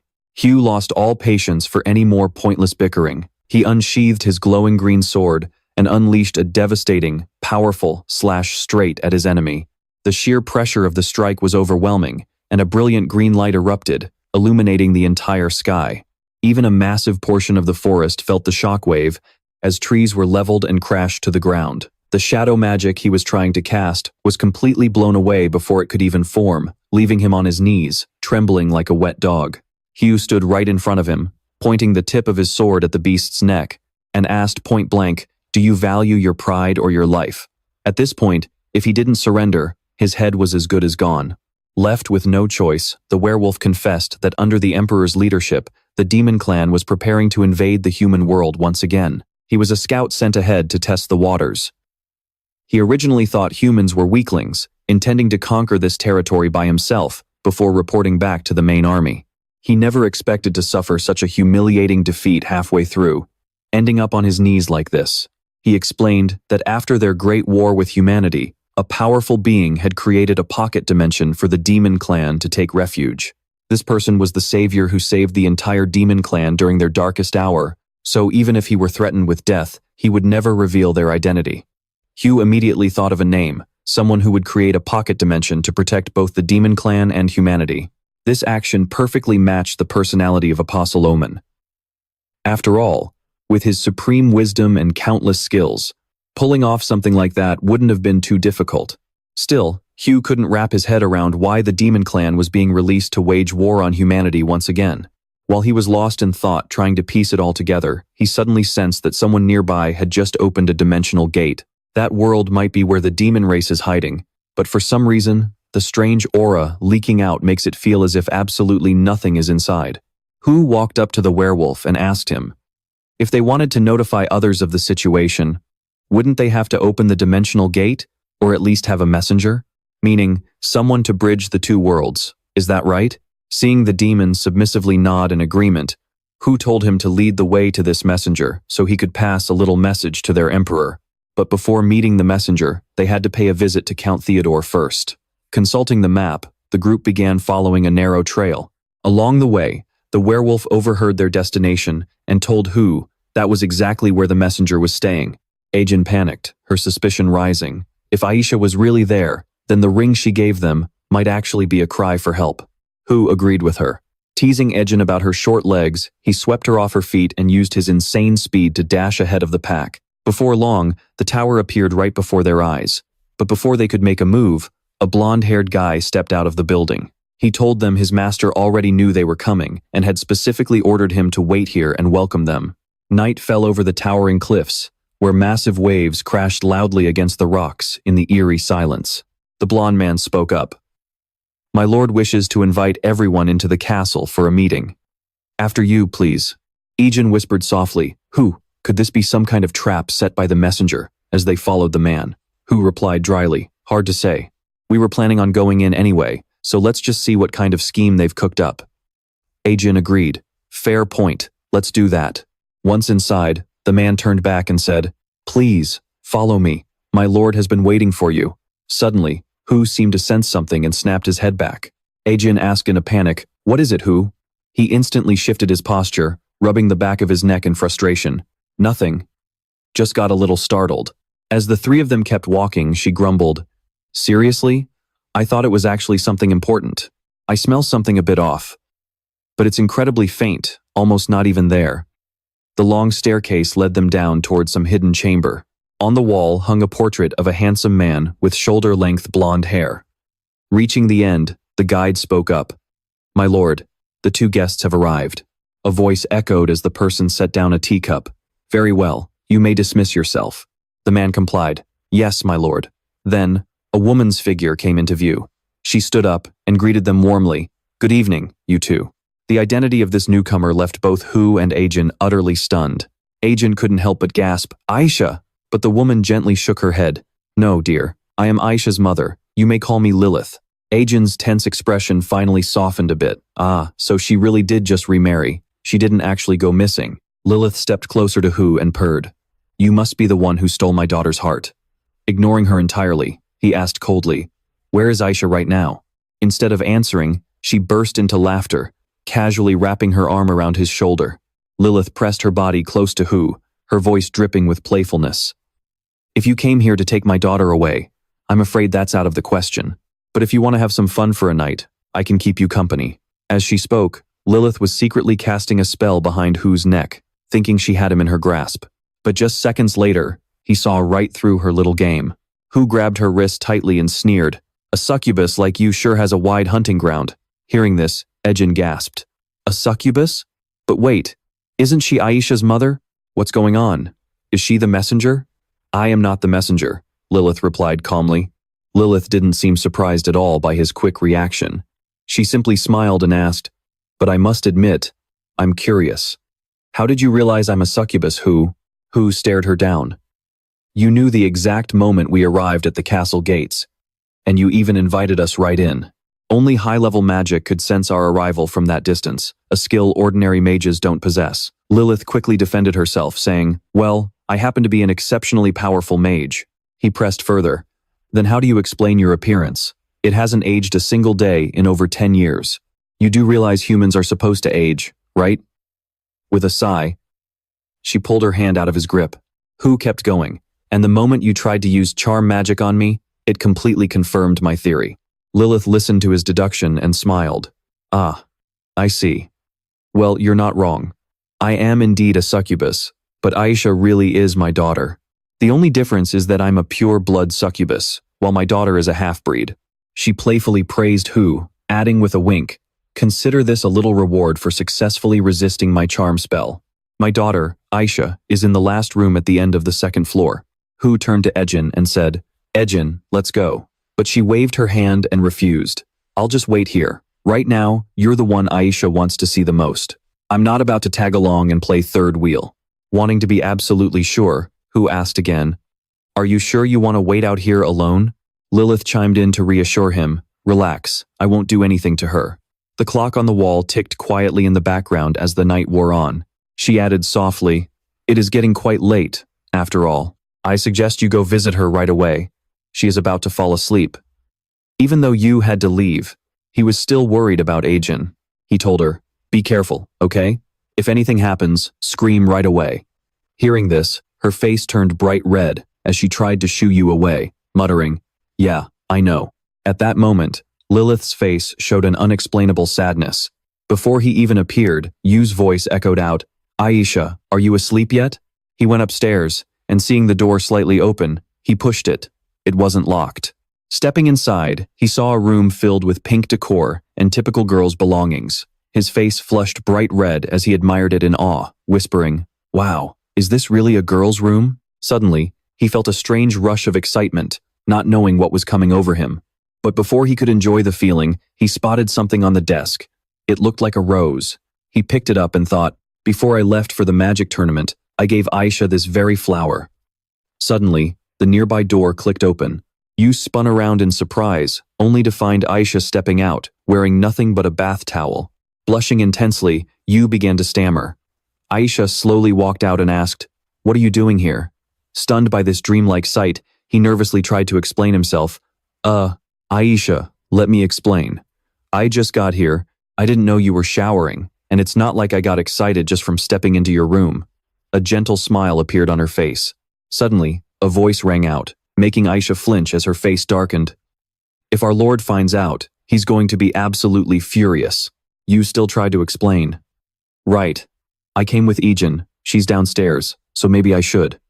But Aisha coldly cut him off, simply saying, "Just go back." She continued, "This is no place for you guys." Her cold attitude left him completely stunned. Aisha went on, "I only left that ring behind as a keepsake.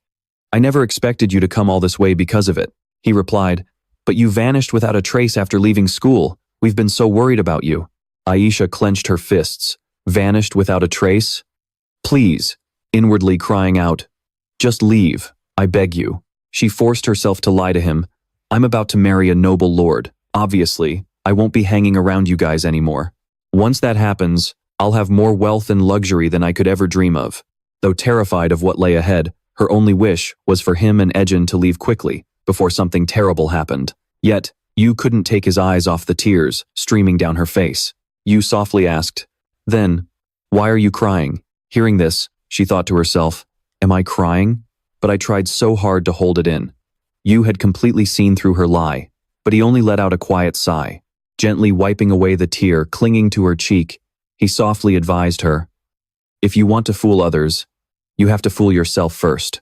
His gentle words highlighted his handsome face as he added, "Your acting is terrible, my dear Aisha." Hearing this, Aisha blamed herself.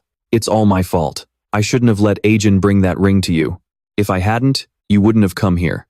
And if that lord finds out," hearing her mention him, Yu thought to himself, "Is this Lord Aisha is talking about the one who rules the demon race, standing even above the demon emperor?" Aisha continued, You have no idea how terrifying he is. He's the true ruler of the demons. If we're caught, we're dead." Her face was filled with panic and dread as she desperately tried to plead with him. You don't understand how terrifying that lord is. He's the absolute ruler of the demon race. If we are discovered, we will surely die. Besides, I'm a succubus, and our instinct is to drain human life force. Her face flushed red as she lowered her head, even though we only became intimate because of. But he didn't care about any of that, simply offering a warm, reassuring smile as he said, whether you're a succubus or a human, in my eyes, Aisha is always Aisha. His words made her blush, sending a sweet flutter through her heart. He finished with a final, decisive statement, reaching out to take her hand. Don't worry about some lord for now. Aisha, do you want to leave this place with me? Blushing, Aisha hesitated, completely at a loss for words. Suddenly, a loud chiming echoed as the house clock struck 12. Downstairs with Ejin, Lilith let out a cold smirk and muttered, Is it 12 already? Her ominous smile made Ejin ask in panic, What do you mean? The full moon shone bright, as shadows engulfed the entire house. Upstairs, Aisha spoke up, It's 12 already. Time really flies. Yu playfully replied to her, Well, time always flies when I'm with a beauty like you, Aisha. She hurriedly urged, Turn around. I need to get changed right away. If we delay any longer, everyone will be in grave danger. He replied, All right, turning around. Hearing some rustling behind him, he realized she was struggling with something and asked, Aisha, is everything okay? Aisha, focused on changing, only managed to reply, No time to explain, just get ready for a brutal battle. A few seconds later, she called out, I'm done. Before him stood a breathtakingly beautiful Aisha, her long blue hair flowing perfectly over her pure white outfit, a match made in heaven. Staring at her, Hugh couldn't help but gasp, So beautiful. But Asa paid him no mind, simply saying, Let's go. Quickly catching her arm, he hesitated. Wait. As he spoke, Hugh carefully slipped a gorgeous sky blue bracelet onto her wrist. Blushing slightly, he gave a soft smile and explained, This jade bangle I got at the auction is incredibly useful for ice magic. At the time, I knew it would suit you perfectly. Accepting the gift, Asa cradled the bracelet and smiled. Thank you, Hugh. I love it. He chimed in, Plus, a jade bangle won't wither, like that rose. With her cheeks and ears turning bright red, she quickly changed the subject. All right, let's go meet up with Iji. But when they opened the door, they were stunned by a strange, mist-shrouded space. Where are we? Realizing what was happening, Asa spoke up. This is my stepfather's labyrinth. Hugh thought to himself, instantly putting the pieces together. His magical talent is alternate world. Every night at midnight, he can swap the entire castle with the world he created in his heart. No wonder I couldn't find any traces of an active domain, despite the sudden shift. That's because, right from the very beginning, this labyrinth was already